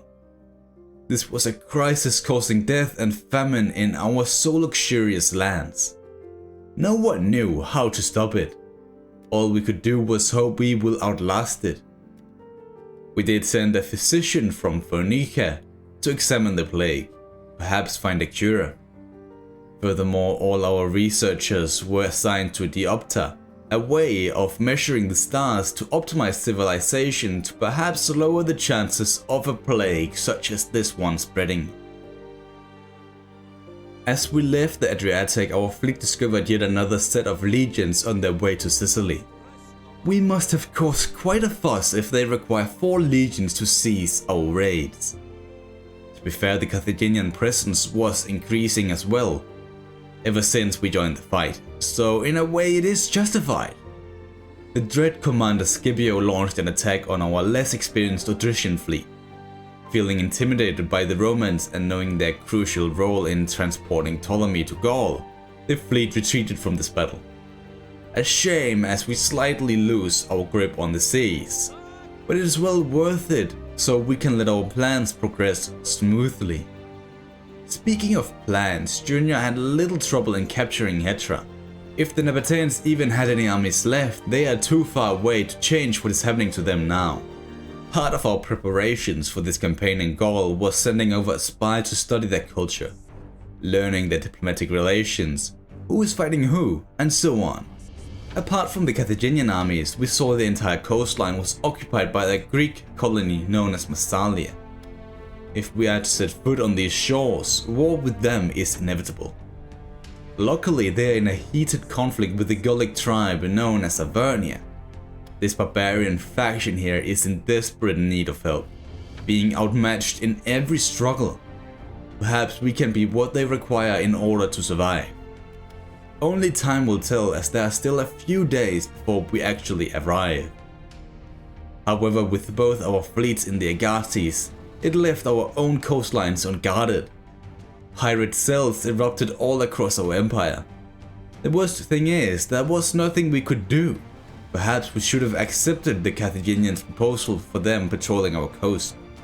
Or maybe it was all their doing. Further north of that, the Galatians were getting a major beating, with their capital Ankara being besieged by the Pergamonians. At least they are too focused on each other and not us. Now that would have been a problem. Speaking of problems, our spy keeping an eye on the Seleucids discovered the whereabouts of Antiochus himself.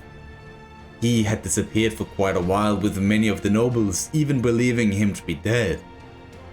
No, in fact he had just defeated the Atropatkan offense and is now gathering all his forces here in the mountains. This could be bad. Lysimachus, the young prince of Egypt, had crossed the Arabian desert to help his older brother in defeating the Nabateans. The first sign of hostile life he came across was the trade outpost of Adrumato, a settlement kept in high regard by these sand-sniffing traitors. This was probably one of the finest regiments in the entire Egyptian army, equipment-wise that is. And when you are this ahead in terms of technology and advancements, you don't really need much more than that. The Seleucid scorpions we captured allowed us to snipe the enemy during their approach, while our own cavalry flanked around. Once close enough, the hostile forces entered the range of our pillars, followed up by a united charge from our entire front line. The battle was already over by then. However, it just turned even more decisive once our cavalry rammed them to the ground from behind. This was all without our Syrian elephants, by the way, as the young prince Lysimachus forgot to deploy them.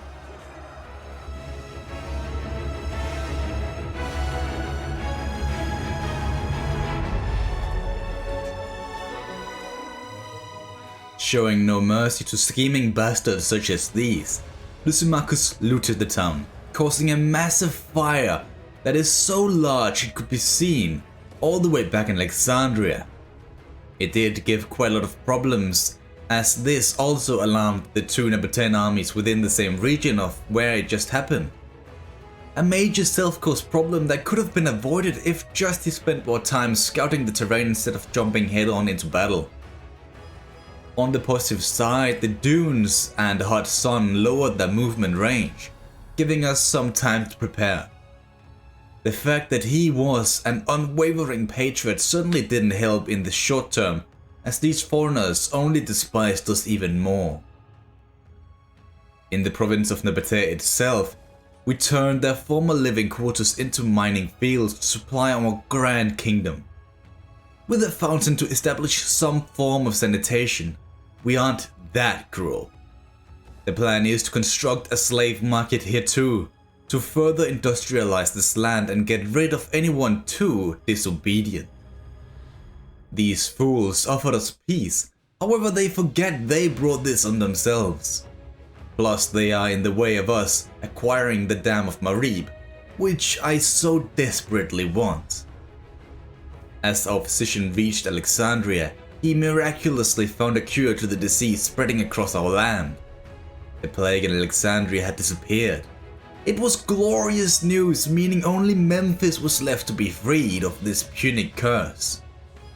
With this internal conflict basically dealt with, all we had to worry about now were the pirates' cells harassing our coastline and the colossal Seleucid army mustering at Epiphaneia. Now that is scary. Furthermore, the headless Prince Lysimachus didn't make things easier. I mean, his intentions were pure enough: defeat one Nabatean army before it could regroup with the other, which he accomplished somewhat successfully. Yet still with the same high casualties as we are starting to expect from him by now. Furthermore, we have discovered something critical in our operations. Realizing the Nabateans were operating out of a hidden base within the scorching desert, Yathrib, Junior, the brilliant commander who actually was in charge of this campaign, decided this was an exceptional opportunity to cut off the Nabateans from their supplies. If only he knew how costly this was. In Gaul, our spies saw the Averni forces at Tolosa getting betrayed by their own kin in favor of olives and wine from the Massalians. Surely this must have hurt the Averni enough to accept our offer of help, if they can trust anyone ever again. It does require we find them first though. We'll have to go deeper. Nevertheless, if this actually works out, this extra knowledge of these foreign lands will come to good use for our pharaoh, who by now already had passed through Karalis to meet up with the fleet that will take him the rest of the way. Of course, as mentioned before, these fleets were supposed to patrol our own coastline. And due to this lack thereof, Cyprus, one of our naval bases, fell to the thieves, becoming a pirate safe haven. A devastating sacrifice for our kingdom, all just to establish a colony in Gaul. So be it, I guess. We can't retaliate, not yet at least, but what we can do is try to contain this corruption from spreading. Aristophanes will march to Phoenicia to secure it from the last voyagers. Back in Gaul during the cold winter, we discovered the accuracy of the tales we were told about this untamed land. Gold. This is why the Greeks are here. They were extracting the resources to the dislike of most of the natives. It must be challenging to escort all that gold back to the Mediterranean. But oh well, I guess that greed is so overwhelming it doesn't really matter. Down in Arabia, the trade lords of the eastern coast offered us to let our wealth flow unhinged across our borders. Their offer was rather insignificant, if not for the enormous payment they made in advance, gripping my attention. If only they offered us some way to navigate the desert without suffering from supply shortages. Junior hoped taking Yathrib for himself would help in this matter. To be fair, it actually did work, but not for long. With most of the snow gone, it allowed our spy to reach Bibracte, a major fort appearing to possibly be impenetrable. The Averni were already mustering forces hoping to hold the line here. Of course, we took advantage of this.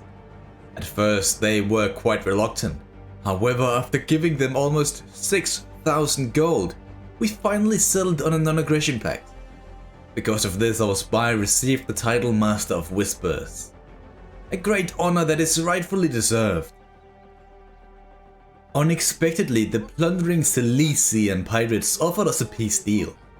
All they desired was their own lawless land, a world of chaos.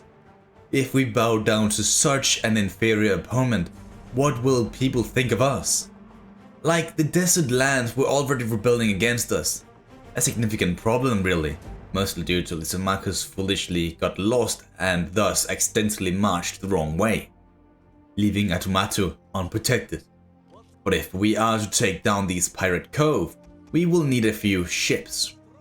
Our mayor of Alexandria took this mantle on himself, conscripting a new fleet so Aristophanes can be transported over to the island. Sadly, our Arabian conquest received a major setback with Junior succumbing to the environments, needing him to return home to avoid death. The Nabateans might not know how to wield a sword or thrust a spear, but their greatest weapon is undoubtedly their surroundings.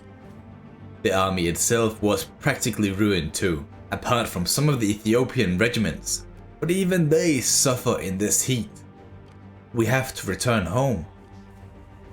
But someone who didn't want to go home was the pharaoh who finally had made landfall in Gaul. He established a small outpost here at the mouth of an important river. The land was muddy and foggy. I wonder how the Averni accept such land so willingly.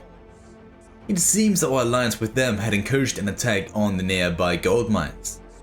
At first I was surprised they were even able to take it, but apparently the Massalian forces were only a short trip away. A fascinating situation actually.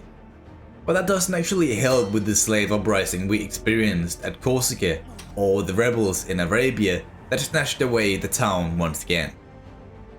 Seeing it was about to happen too at Yathrib, our army had to return back there despite the massive attrition they were suffering. Further north of that, Lysimachus blocked the rebels from progressing any further. However, as the Nabatean forces were too close to the town, it was dangerous to attack. That wasn't the case in Gaul, where this snowy fairy tale-like landscape didn't stop us from assuring more influence over the Nabo region. The dice is cast. For their valiant efforts in supporting our expedition, the Achilles fleet was given the Pride of Ptolemy reward, which was truly deserved.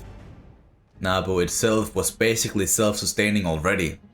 It was a farming settlement with plenty of opportunities for fishing, a few military buildings that needed to be converted, and all they really missed was a temple, which we will construct right away. After our attack, the Massalians instantly offered us peace. Cowards. They were even open to becoming a client state of ours. However, we've already given our word to the Avernians. The fate of the Massalians is already sealed. However, closer to home, we have to deal with the Nabateans, who teamed up with the locals to take out Lysimachus and his forces. Okay, so this was probably one of the closest battles in the entire history of the Egyptian kingdom, mostly due to our own forces having suffered so much attrition already. The first army was dealt with easily enough. However, the lack of discipline in the army caused our forces to not be in position for the rebellion units that came as a second wave. This caused some of our men to rout off the field, shamefully. No matter, as we still won the battle. South of this bloody struggle, our devastated legion kept taking attrition from this region. The only way to get rid of it was by leaving the province altogether. Yet that is only possible once the last Nabatean units in the land are gone. So the army went out to take care of business without too much trouble. We did lose most of our Ethiopian units, and probably will lose way more before we get out of the desert completely. As we took back the trade outpost, we came to realize the rebels had utterly demolished the entire town. Sad indeed, but the war is over. However, with this many casualties we've suffered and still do, you can't help but wonder if this was worth it. At least in Gaul, the cold snow slowly vanished away, making it possible for Ptolemy to lay siege to the largest trade port along the coastline of Transalpine Gaul, Massalia itself. It truly was the best opportunity to strike, as the majority of the Greek armies were further inland. How stupid of a colonial power, relying on their ships to abandon the sea. Our spy within the Seleucid territory had discovered something terrible. Supposedly the Atripad Khan, our former ally, had submitted to the iron-wheeled bandits, becoming a satrapy. These are sad and devastating news for us. Still, I feel a bit proud of their accomplishments. If only the Seleucids didn't start this war in the first place. What mighty allies we could have been. The mayor from Alexandria was done constructing the ships supposed to escort Aristophanes to Cyprus. Without delay, they immediately set sail and made a costly amphibious assault on the island, defeating the pirate outlaws. Another obstacle passed. We also had an opportunity to avoid this one with the Massalians once again. However, outraged by our loyalty to the Averni, they sallied forth to meet the Pharaoh of Egypt on the field.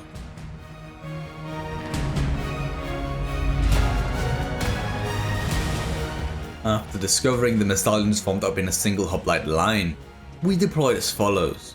Our Galatian mercenaries were positioned on the right, acting as a flank for our elite phalanxes in the middle, and the Egyptian swords and archers that we had in behind. Our cavalry would rush to the left, passing our Punic mercenaries, recruited before leaving Africa. It was here the battle began against the single Greek cavalry units, which we demolished through our javelins. This just made it easy to deal with their hoplites, who all decided to take our pikes head on. It is about time they learn about the effectiveness of pikes.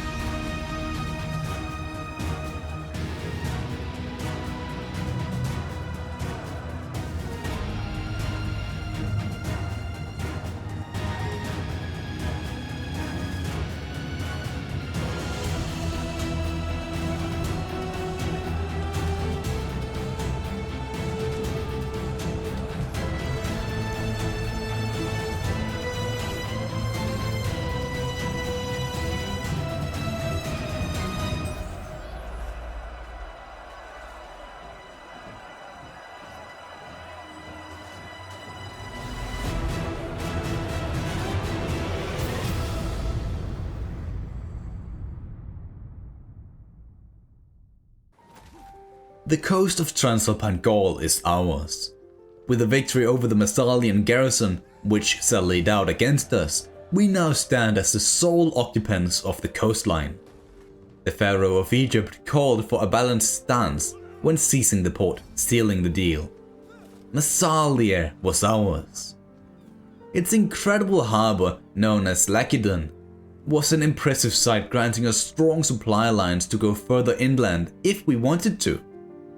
This must have been how the Greeks transported the gold ores further from inland Gaul.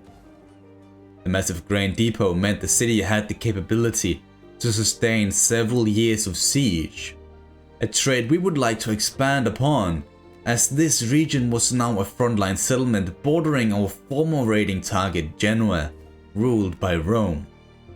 Ptolemy himself, who by now had mastered most forms of combat drills, took it upon himself to master horsemanship, to make his men feel like they were born on a saddle.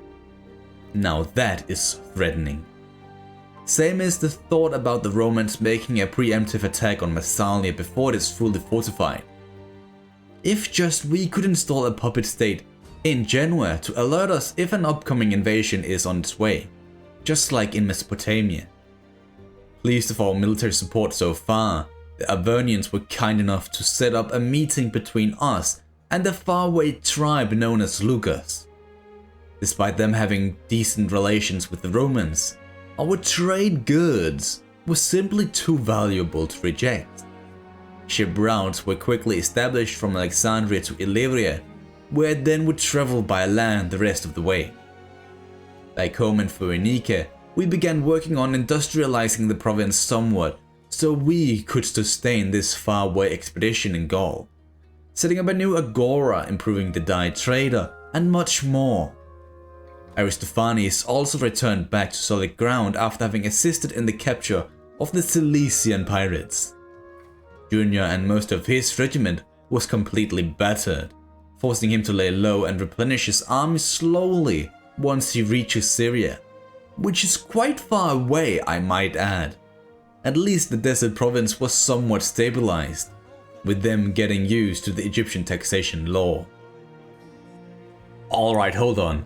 Our hunt for pirate scum wasn't over just yet. A small cluster of ships managed to escape judgment on Cyprus, having fled all the way down the River Nile. This was way too close to home, demanding an immediate answer. But as they were already running low on supplies, these buccaneers didn't have much time left in this world to plunder. Our new focus in Gaul over the Agates meant the skills for our famous hero Damianus was to more use up in the snow, so he traveled up the Italic peninsula, revealing many Roman secrets along the way. None of any importance at the moment, but it is good to know. With Aristophanes back in Syria and no one from the Ptolemaic family to boss them around, our two legions in that area prepared to go on the offensive. Sukma had to fall sooner or later. The veteran commander Jason just had to muster a few more men. just in case. To the surprise of absolutely no one, the Viviski, the Gallic tribe, betrayed the Arverni in favor of the Massalians, declared war on us. If they want the same fate as Massalia, so be it.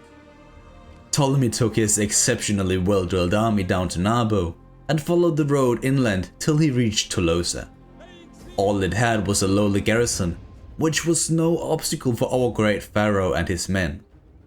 However, not wanting to make the same mistake as the Massalians and abandon our naval advantage, the town was liberated, with them becoming a client state of ours after some shiny arguments. This deal gave us full control over the entirety of Transalpina. Basically, it meant we could now establish more ships and armies. It also allowed us to enact the Noble Philanthropy Edict, making the modernization of this barbaric land more smooth, like the brain of a Seleucid. Furthermore, we used this extra access to establish a small regiment on Corsica to eliminate the slave uprising led by Cassius Stellus. They would try to flee, but being stuck on an island meant they couldn't hide forever. Despite it having been quite a while since the last encounter, the Carthaginians became a problem once again. A prominent Carthaginian merchant had been slain in our land for no reason whatsoever. The problem was that the murderer was from a wealthy Egyptian family. But murder is murder, and I will not stand in the way of Carthage in their search for justice. So we gave the culprit to them. We clearly saw how grateful they were as they departed. Finally, a good transaction between our two nations. We had more demanding matters anyway, as our newly established client state was already eradicated. Both the Viviski and the Massalians marched straight for us. At least the Greeks won't be here for yet another month or so, allowing us to deal with these Gauls who now fielded a more competent army than before. They had even deployed barricades and other forms of booby traps. Obviously, we weren't too keen on triggering them. Luckily, the many top-tier archer drills from Ptolemy himself allowed us to hit them from the other side of these traps. Wanting to harass the enemy from the other flanks, our Javcav found a safe route to bypass these blockades. From here, they would attempt to assassinate the enemy commander who stood on this side. Our barrages were so efficient and deadly, any skirmishers the Viviski brought forward to counter us was obliterated in 1 or 2 volleys. Once they had no more ranged units, an all-out charge was initiated on our position. They approached with great haste, but we did plan for this. We had secretly hidden 2 sword units in the nearby forest. Both of them would now rush out and flank the Gallic threat.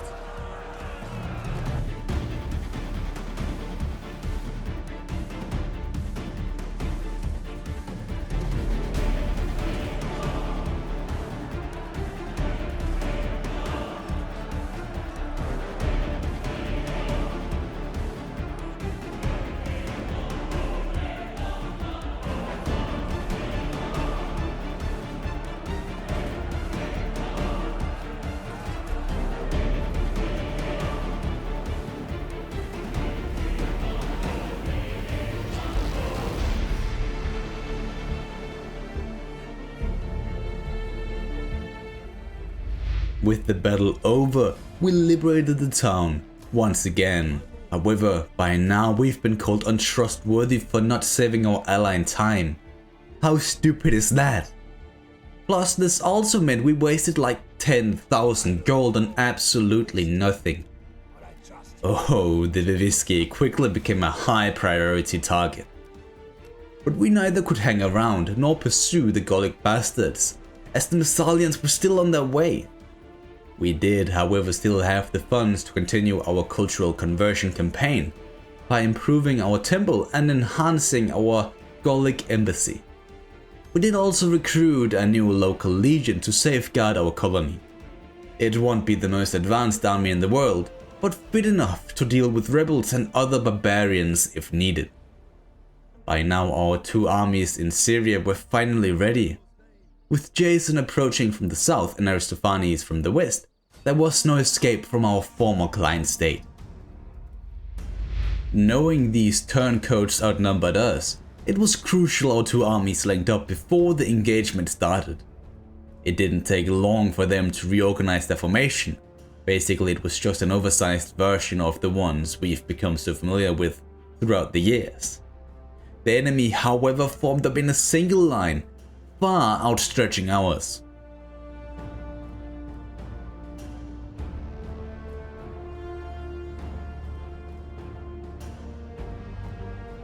And as our cavalry on the right by accident scared the enemy by getting too close, they suddenly charged before we were actually ready for them. Our elite and well-drilled pikemen and hoplites held the front line well, barely breaking an inch. But the flanks had a bit more trouble, forcing us to call upon our levy recruits. Through the guidance of Jason and elephants that soon followed him, meant we crushed the enemy on that flank, allowing us to get behind the enemy and overwhelm them. Once the entire army had routed, we would pursue them, of course. No chance we would leave turncoats alive. This battle was a prime example of a lion leading a band of chickens into battle. All you need is a strong commander to win. With Sukma now fully under Egyptian control, Mesopotamia felt just a tiny bit safer. But the Seleucids are still roaming this land, which we cannot allow.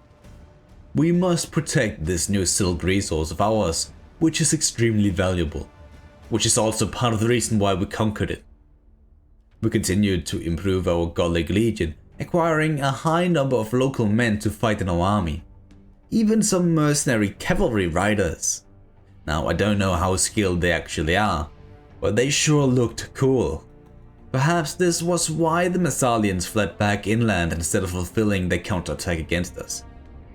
No matter, as with that problem resolved, Ptolemy returned to the same location where he laid camp when he initially landed in Gaul, as it gives him a great reactive position just in case anything happens while he is replenishing his army.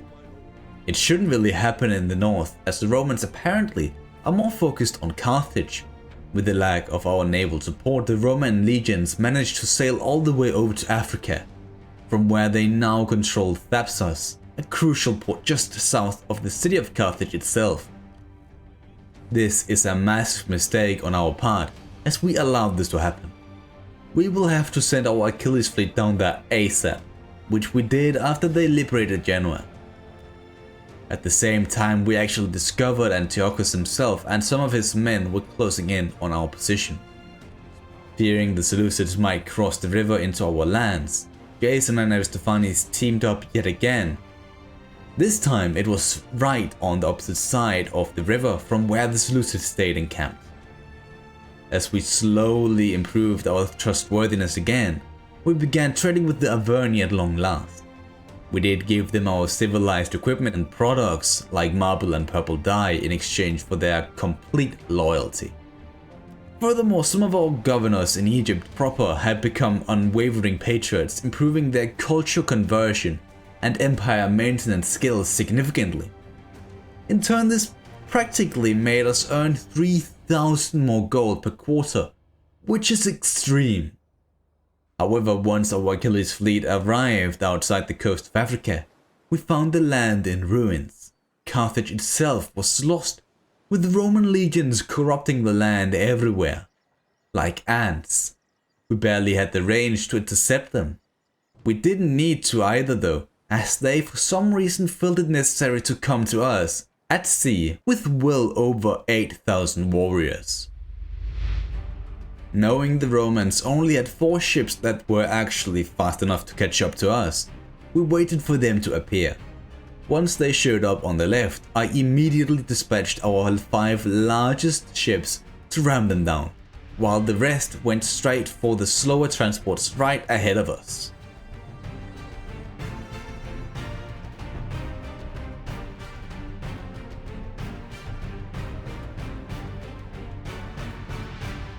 However, I didn't realize another navy approached from behind, meaning they actually caught our supply ship.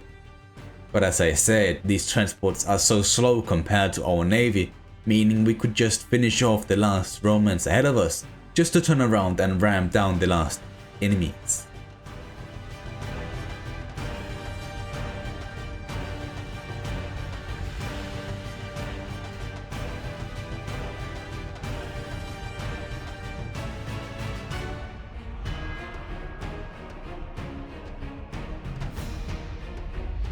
It was a heroic victory, sending all the Romans to the bottom of the sea. Our Achilles fleet is truly majestic. These skills could be used in Mesopotamia too, where Aristophanes and Jason both had to defend the major river crossing leading into Egyptian lands from Antiochus himself and his almost 7,000 strong force. Can't we get a break? Antiochus and his other 7,000 thugs has taken a risk. He challenged our stance in Mesopotamia, trying to make a daring crossing at one of the easiest places to reach the other side. It was a unique place as it possessed 3 different crossing points. Aristophanes deployed most of his men near the western bridge, right opposite of the Seleucid position. However, he had also deployed a smaller contingent further down the river, expecting them to link up with Jason. He would lead a surprise attack from the other side of the river, hoping to trap the Seleucids upon the bridge itself. Yet this was not without cost, as this left Aristophanes overwhelmingly outnumbered. By the time Jason finally arrived, most of the Egyptian men were either dead or routed. But thanks to this brilliant maneuver, which completely surprised the Seleucids, we managed to break the spirit and win the battle, killing the infamous successor Antiochus himself. How fitting is it that it was Jason who killed both the heir and now also the ruler of the Seleucid dynasty. It was at a high price though, as we had lost almost 3,000 men. On the positive side, this showed the true weakness of the Seleucids to the entire world. Without a man to lead them, our former ally the Atropatene Khan rebelled against the overlords, declaring independence and thus joining us in our success. It was the greatest unexpected outcome we could have hoped for.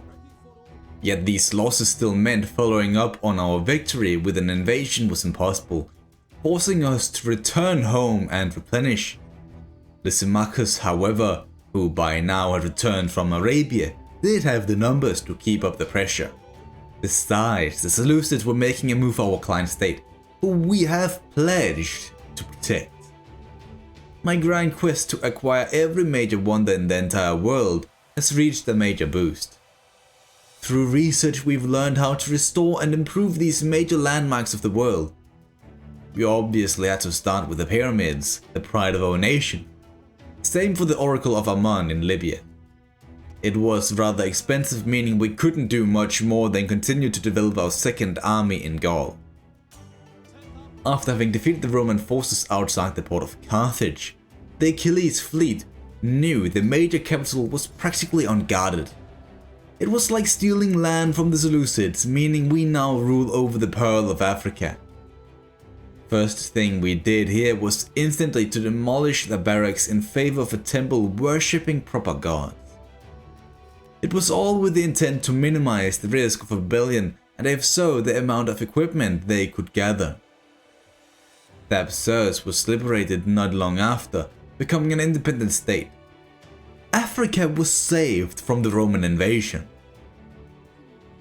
From this new extremely powerful position, we sent out a newly recruited scout to survey Sicily for any future potential invasion plans.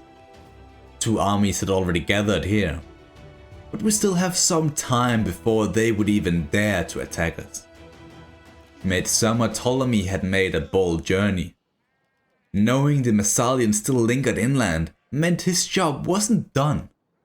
But getting that far in is challenging, especially once the snow starts to fall. By now we start to see major cultural difficulties back home. To be more specific, Syria had turned into a violent land of unrest, with every culture fighting one another for dominance. Jason went up there to patrol the province, But this was just the start of a long and difficult problem. Speaking of problems, the young, foolish prince Lysimachus came into contact with another Seleucid army. Its size carried little significance, yet they still managed to cause major casualties on our army. This poor boy's streak of terrible battles can't seem to end. Once more we were forced to return home. At least Lysimachus and his companions improved in skill, while himself and his men became more patriotic. This massive cultural conflict we have growing throughout most of our kingdom kept getting worse. So much in fact, we decided to exempt multiple provinces from taxes just to gain some form of stability. However, the problem is that our most crucial provinces, such as the Syrian farmlands, Nabatean and Libyan commercial centers, suffered the most from cultural difficulties. And as we couldn't relieve them from taxes, we had a massive problem on our hands. We did eventually try to solve the problem by downgrading the housing facilities in most of the towns in Syria to see if that worked. It didn't. Back in Gaul, our trustworthiness had finally recovered. The Diadochi accepted us once more as their protectorate, out of sheer love for us. Maybe also because we had an army outside their homes, but whatever. This meant that we could now levy units from their barracks too, which we obviously would make good use of. Further inland, Ptolemy had reached an obstacle. If he wanted to reach Nemausus to defeat the Massalians, he had to cross Averni land. But their stubbornness and aggressive stance discouraged them from signing any military access pact. Screw them, I say, as this is for the greater good for both of us. We encamped near a large river crossing as our scouts realized the Massalians far outnumbered us. Apparently we were so threatening, these cowards again begged for mercy. Fools. The winter was rough on us, yet it lowered the guards on the Massalian forces within the Alps, allowing Damianus to assassinate them. Seeing this as a sign in our favor, Ptolemy challenged the odds and attacked the gold mines. The deep snow turned into our advantage as the Massalians tried to sally out and attack us. But we could just take them down with our prestige marksmen and cavalry. Our Galatians blocked off the path along the town to envelop the garrison so we could grind them down from all sides. Eventually we discovered the majority of the enemy army actually approached from the right, meaning we had to redeploy most of our men to that front. Fortunately, we could use the houses as a natural flank for our units. And after that it was just pure chaos.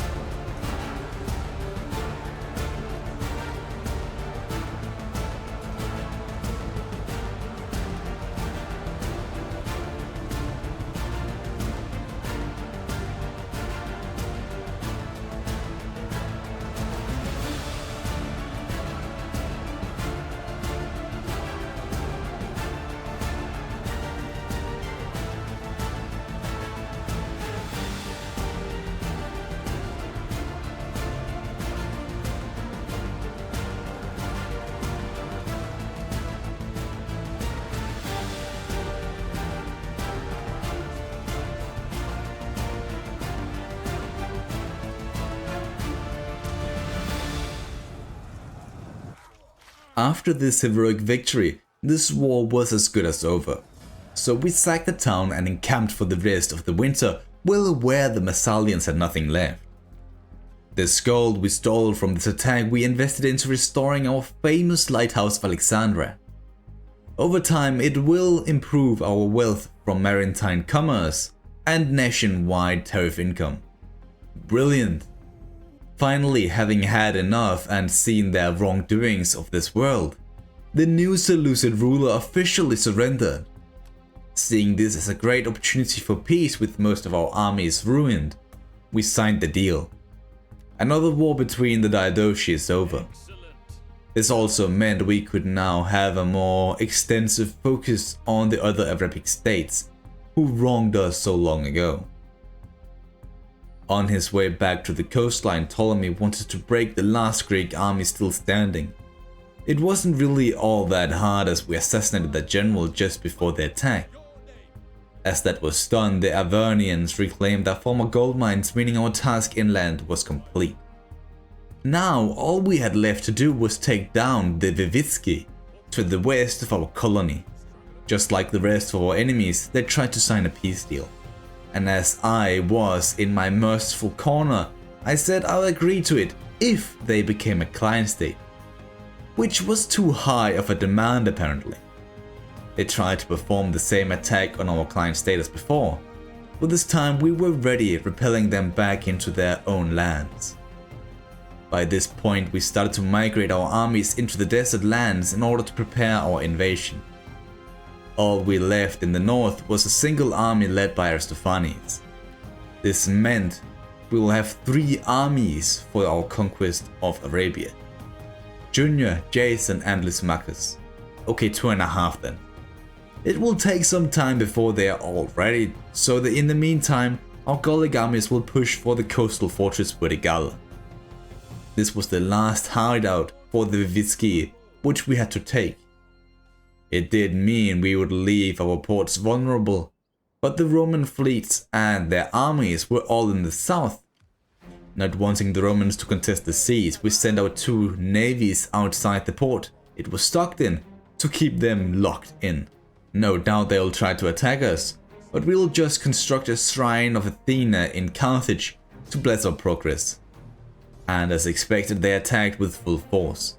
This time it was the infamous and dreaded war veteran Scipio who was in charge of this attack. However, unlike before, we were now ready to face him. Initially both fleets waited for their individual reinforcements. However, as the Romans aggressively started to push on our side, we had to use our smaller, more mobile ships to engage their larger triremes. They gave us a bit of trouble, yet as they sank to the bottom of the sea, we only had to worry about the last few ships approaching way too late.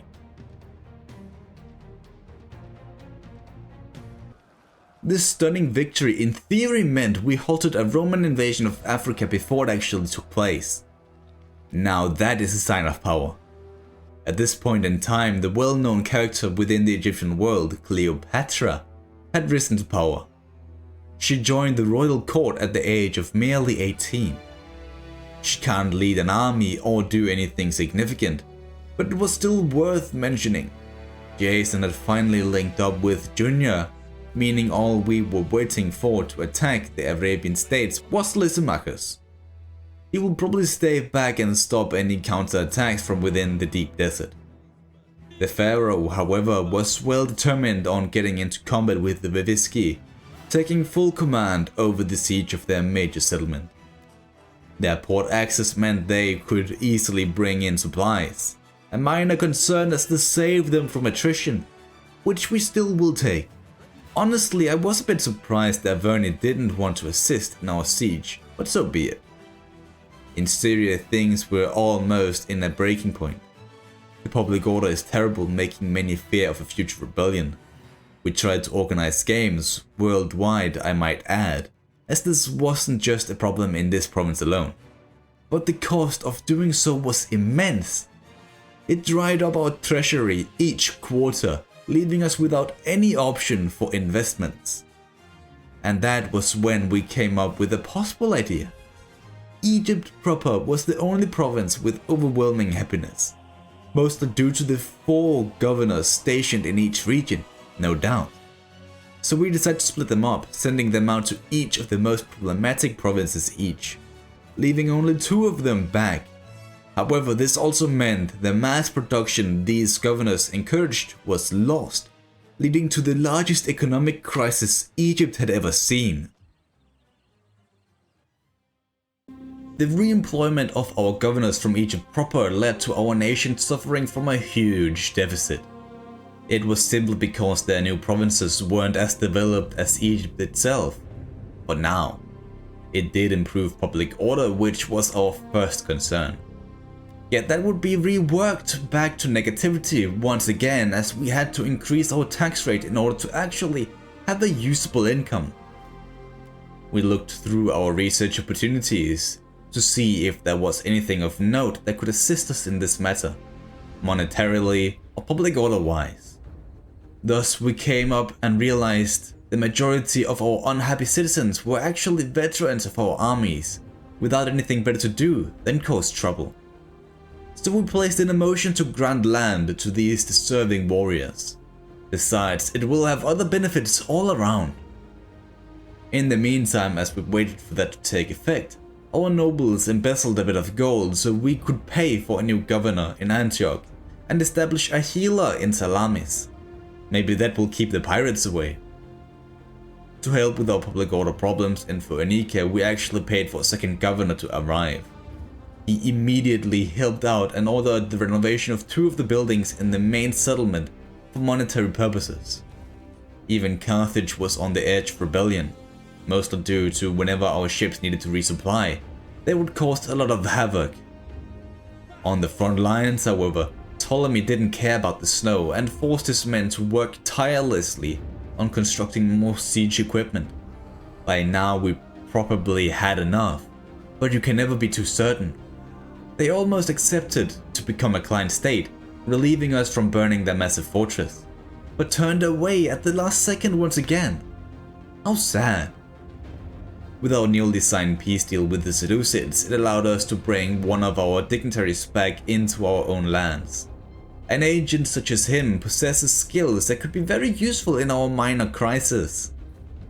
Still, these terms we accepted from the Seleucids weren't acceptable in the eyes of the nations around us, causing many kingdoms to despise our foreign policy. Even our fellow Greeks from Anatolia and Macedon. To be fair, we did make an agreement with them to fight the Seleucids so long ago. Perhaps this is a sign for us to seize some of their land. Macedon itself might be a challenge, but there is still some time left before we can even consider this. For example, we have to bring justice to Arabia. Junior and Jason were the first to strike, here at Chamutas. This attack was one of the most dragged out engagement we've had in a long time. Approaching from the north, Junior slowly marched towards the town, allowing Jason to catch up with us so we could form a perfect strike on the town. The Arabian ships gave us some minor trouble, same with the reinforcing army, as they posed a potential counterattack threat. During the battle, Junior decided to surround the entrance with his pikes, leaving no wiggle room for the Arabians who tried to break out. In the meantime, Jason took the long way around, trying to create pressure from multiple areas. Eventually we broke through, allowing us to perform rear charges with our elephants and superior infantry. Once they were gone, the remaining reinforcements suddenly appeared. However, they were met by Jason and his forces, who broke them, allowing us to take the rest down with ease. This dragged out massacre gave us full control over this province known as Napatea. A great accomplishment that meant once this new settlement was rebuilt, we could earn loads of money from this land. We still have to worry about these pirates roaming the seas, but I doubt they will ever muster the strength or courage to attack. Nevertheless, Ptolemy stayed behind while Jason pushed further down along the coast. As the rebellions reached a boiling point, piracy became a new hobby of the locals. However, unlike last time where they caught us off guard, we now have a fleet to take care of business. I mean, it is quite far away, lacking in terms of supplies and ships, but it is far better than previously. The Ajax fleet sailed along the coast till they reached Alexandrian-dominated seas, from where they would be supplied with the biggest ships our wharves could construct.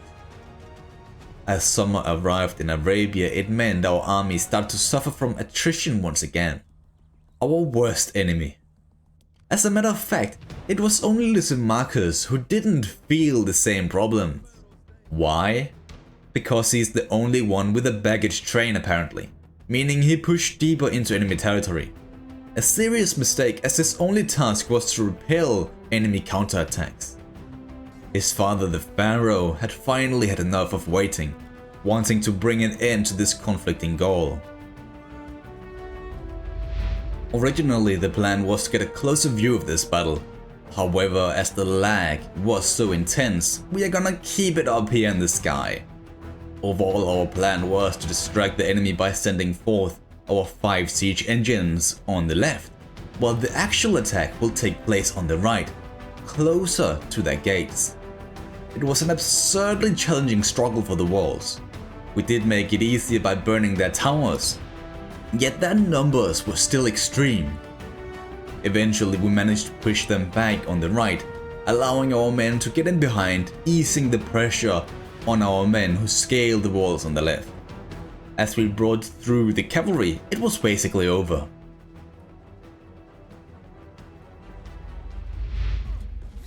After the battle, many questioned the commander whether this attack truly was worth it. If you ask me, no. The Viviski might have been our enemies, but their lands were so far away, plus they had an increasingly strong position. All of this caused major casualties on our elite unit so far away from home. Besides, our Gallic allies were in the area to take them out, on their own, or at least soften them up a bit. The settlement itself will be renovated to sustain an independent lifestyle. From here, we even acquired more fascinating knowledge regarding this ancient land. Further up the coast was this magnificent stone formation known as the Stones of Karnak. It is without a doubt a wonder of this world. One that is required for us to accomplish our goal in this world. We'll have to monitor their situation carefully, as their close ties with the Averni makes a potential attack kinda awkward. In the meantime, we'll send a hero further down the coast of our original colony to look for opportunities in the meantime. It seems our land grants reform were just too late. Syria had rebelled once again. To be honest, it isn't really a big deal, as Aristophanes was literally right beside them, keeping the situation under control. As we made a move on them, they slipped into the mountains. They will survive for now only because of our mercy, but I'm just gonna tell ya, we will handle them before their power becomes too significant. Next on our list of research to cover was regarding sieges. Having seen the power of owning a grain warehouse inside a walled settlement in Gaul, we wanted to adapt this idea into our own lands. Thanks to our excellent research rate, this won't even take a year. It would actually be done by the same exact time as Jason reached Eudaemon, the slave settlement of our former ally. Gaining control over that resource is crucial for our development of our core regions and its slave traders. Obviously, it will be less important now that we have split up our governors, so we will have to focus on several regions now instead of just the ones inside Egypt.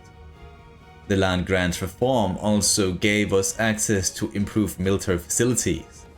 Of course, we had to build them in Demetrius, our massive fortress in the Levant. The same in Nabo, so we can replenish our armies that suffered major casualties during the assault. At Burdigala, we began constructing our sanitary aqueducts and holy temples, while also establishing fishing huts along the harbor.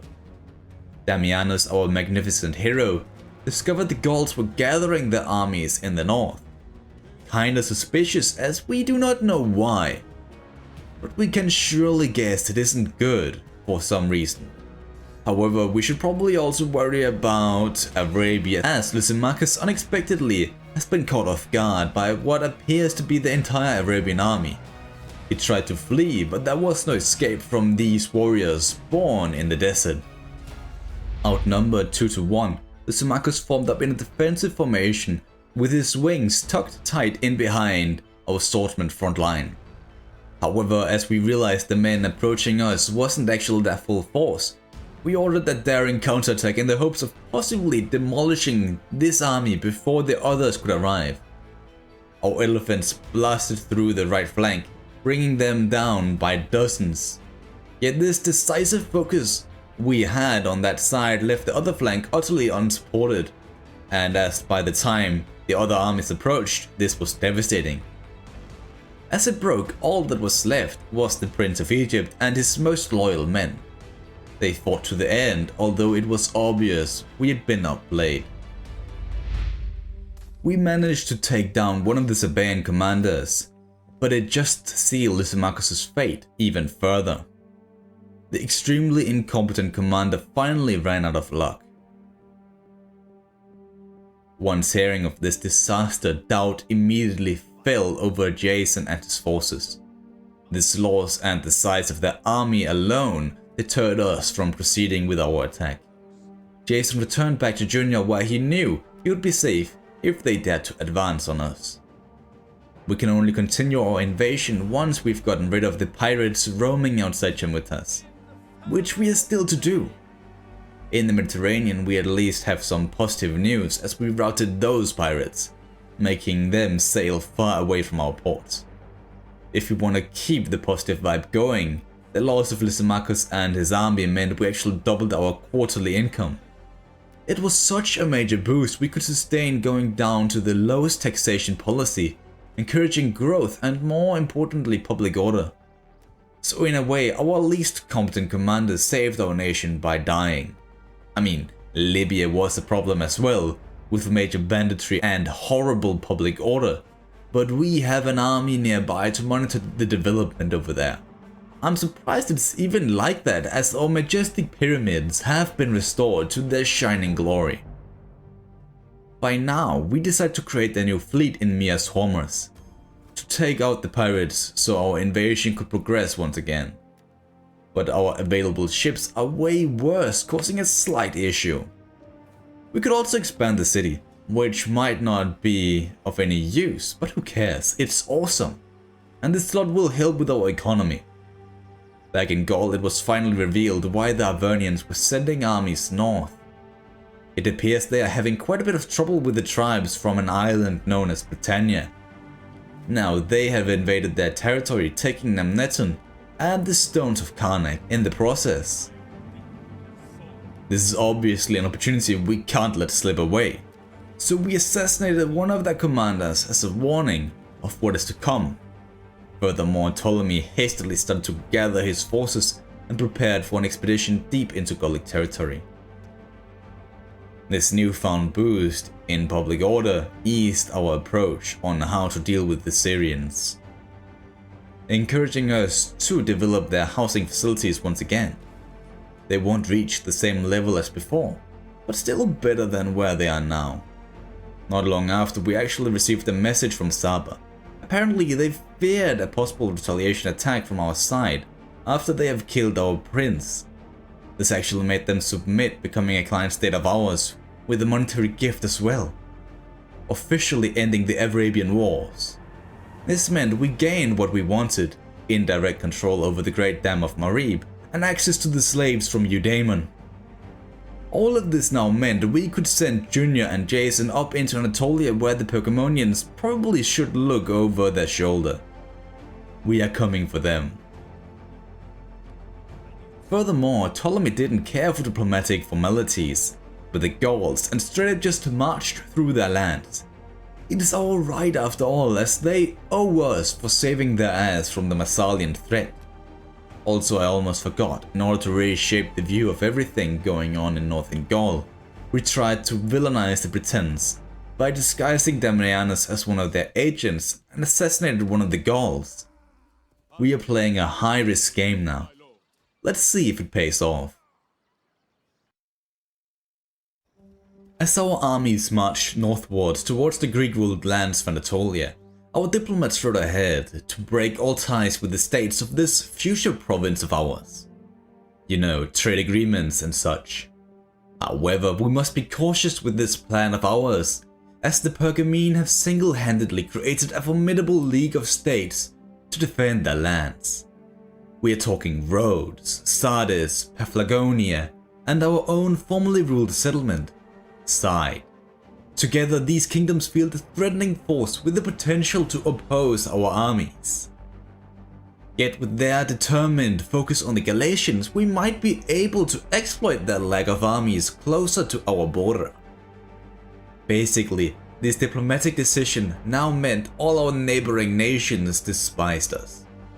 This is the true struggle of having your faction leader hunt fairy tales and adventures in distant lands. This reminds me of the pharaoh who trespassed through Gallic lands, rushed through the dense snow to go face to face with the Britannic invaders. Playing to our advantage with the hero Damianus by our side, we assassinated their commander before making our move. We didn't call in our vassals as they are too far away to help anyway. As this was a completely new enemy with no knowledge of their tactics or behavior, we decided to play it safe and try to use the forest to our advantage.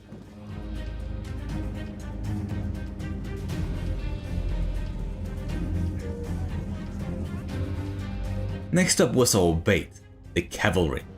They would run forward to harass some of the enemy units and lure them back into the range of our archers, which by now were in position. However, one of their cavalry contingents broke off and discovered our hidden Galatian warriors further to the left of our main formation. They caused a bit of chaos, but Ptolemy would personally take care of the situation. This allowed our swordsmen to run forward in behind enemy lines, from where they'd be able to envelop the Britons, who were already engaged, to our pikemen.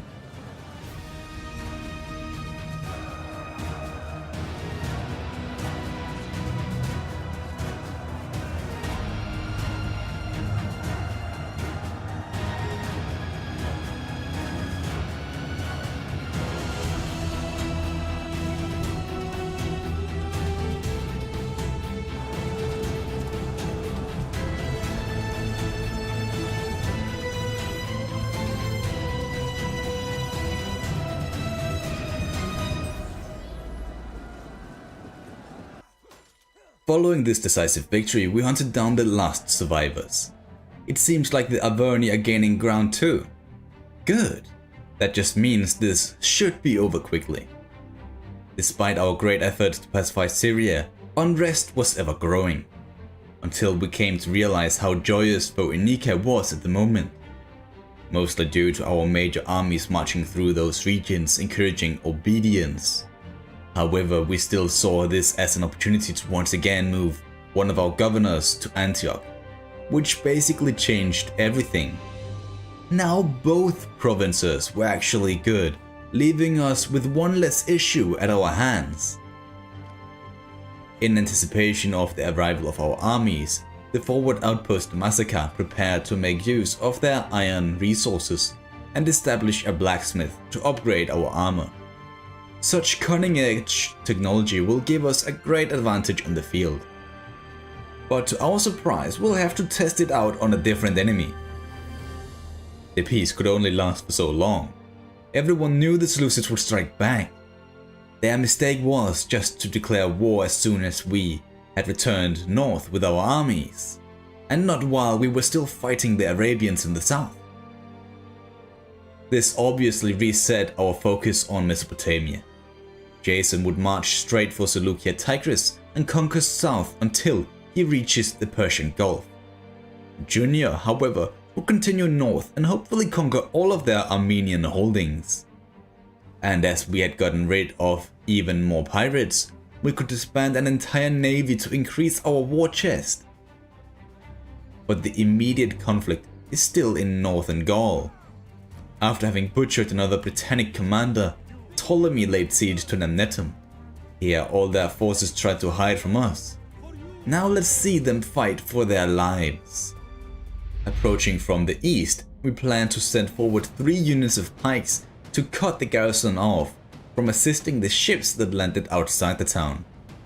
However well prepared of the second army marching towards us from the north, we kept most of our men in reserve to take them on.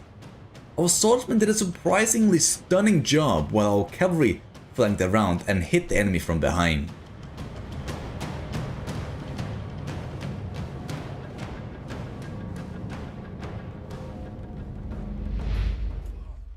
The struggle turned into a heroic victory for our pharaoh, who continued to impress in Gaul. Knowing our ambition, the town was occupied, granting us a location of interest in the north, and the stones of Karnak, which apparently encourage growth nationwide and enhances our military research. We still had to convert most of the structures inside the town, which would take quite a lot of time. This expedition meant our incredible legion now was filled up with veterans of our nation, while Ptolemy worked on becoming a patron of the military. Our spies also witnessed the Carthaginians making an invasion into northern Italy. Their chances of success were rather slim, which also showed itself as they couldn't even raid a single unfortified vineyard. Humiliating, really. We should never have feared them. But our alliance with them has certainly borne some undeniable wealth.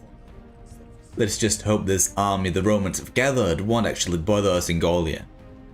We have one legion ready to defeat them, but their equipment is lackluster at best.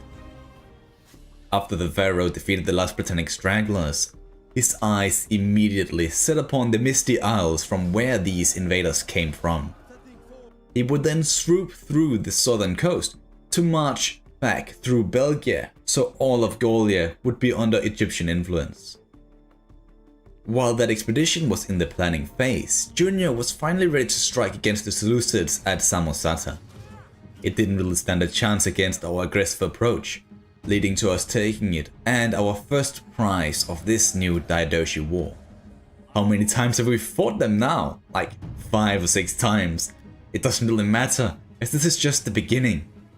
Oh, and another thing, with the fleet gone from the Red Sea, we could start constructing the ships to transport us over to Britannia. This tiny navy will be known as Diomedes. Damianus will, as always, travel ahead to get the lay of the land. Ptolemy's story is rapidly turning into a tale of a great man inspired by an ancestor who deserves a cult in his name, which we obviously started to work on. Junior kept up the pressure by snatching away yet another town further inside the Armenian mountains.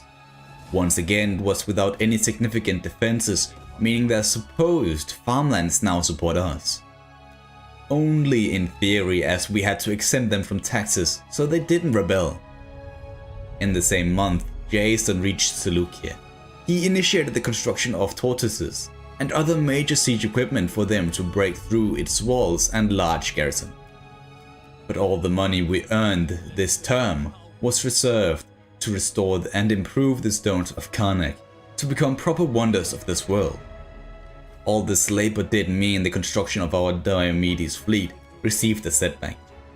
It turns out reaching an island so far away from home is far more challenging than originally expected. Thankfully, the Pictones, one of the Gallic nations we saved from the Massalian threat, were so pleased with our aid, they willingly became a client state of ours. We are gaining ground through positive relations, it seems. That's a new one. After having begun constructing a new temple in Armenia, Junior took to the road again, marching straight for the Seleucid capital. By now I started to wonder why they decided to declare war on us. Like, they have shown no sign of resistance so far, and I wonder if they even will.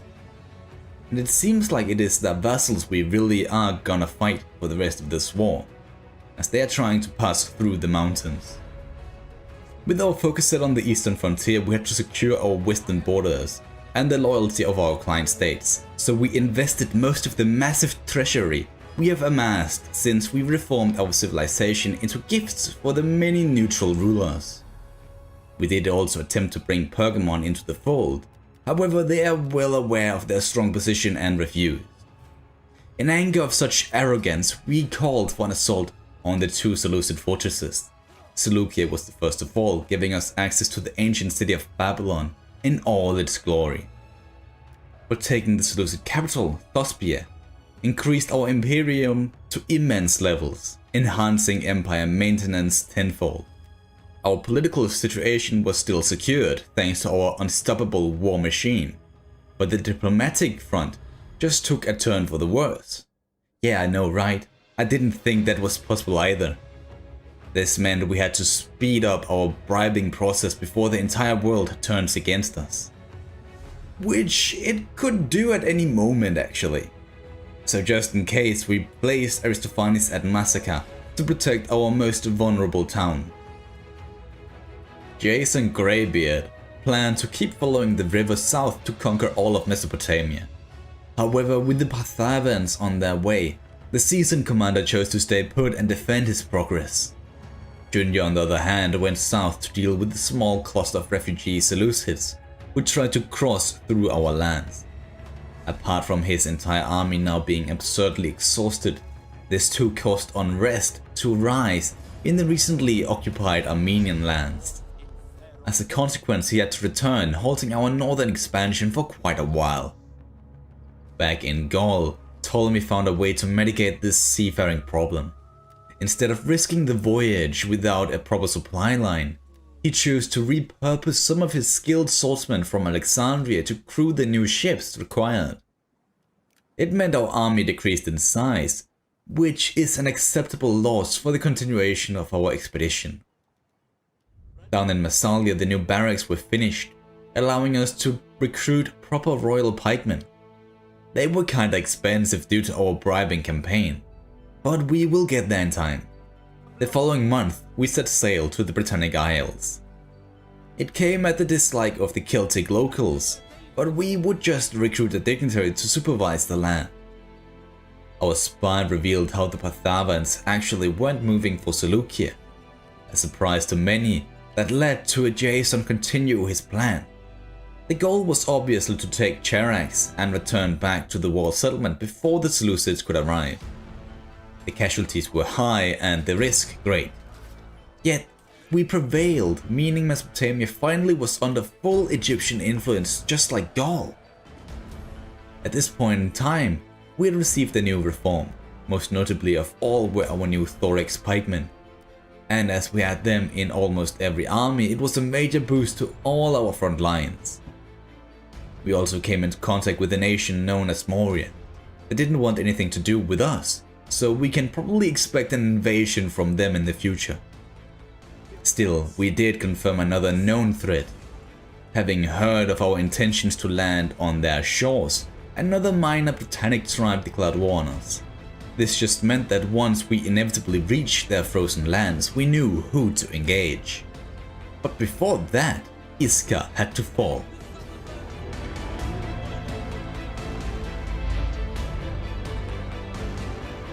This island truly possessed some of the worst weather I've ever experienced. It was midday and the air was filled with fog, light rain from above, and a dense layer of snow on the ground from earlier in the week. Nevertheless, we proceeded, sending our units out towards 3 separate entrance areas while our cavalry looked for enemies behind our lines, which they actually did succeed in. It was a short encounter out there.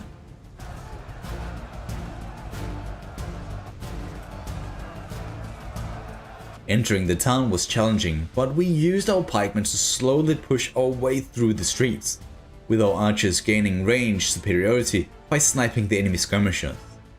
Some of our units managed to get through near the docks, thus appearing behind the enemy lines. We used this to form major gaps in their defenses, leading to them having all the remaining units stuck between our pikes. This decisive victory led to the death of our last few Egyptian swordsmen, a tragic loss when combined with our weakened cavalry. It was a sacrifice worth making as we now possessed the Stonehenge. It was exactly the kind of boost we needed, granting us public order bonuses and increased civil research rate. Our war with this specific tribe was easily resolved through the blade of Damianus, our renowned hero. We are now stronger than ever. till we received the news regarding one of our most prestigious commanders. Jason, the butcher of the Seleucids, is dead. Succumbed to illness and age, he will be missed greatly in both our current war effort and the ones to come. After the death of Jason, his successor tried to follow in his footsteps and return to Seleucia before the Seleucids did. However, with his lack of experience, this meant it would take more time to traverse that much ground. With our new thorax reform, some of our armies were in dire need of upgrades, Alexander's Syria most of all. So we decided to leave our front line unprotected for now, while that army returned to our military stronghold in Demetrius. Here we crafted our most high-tech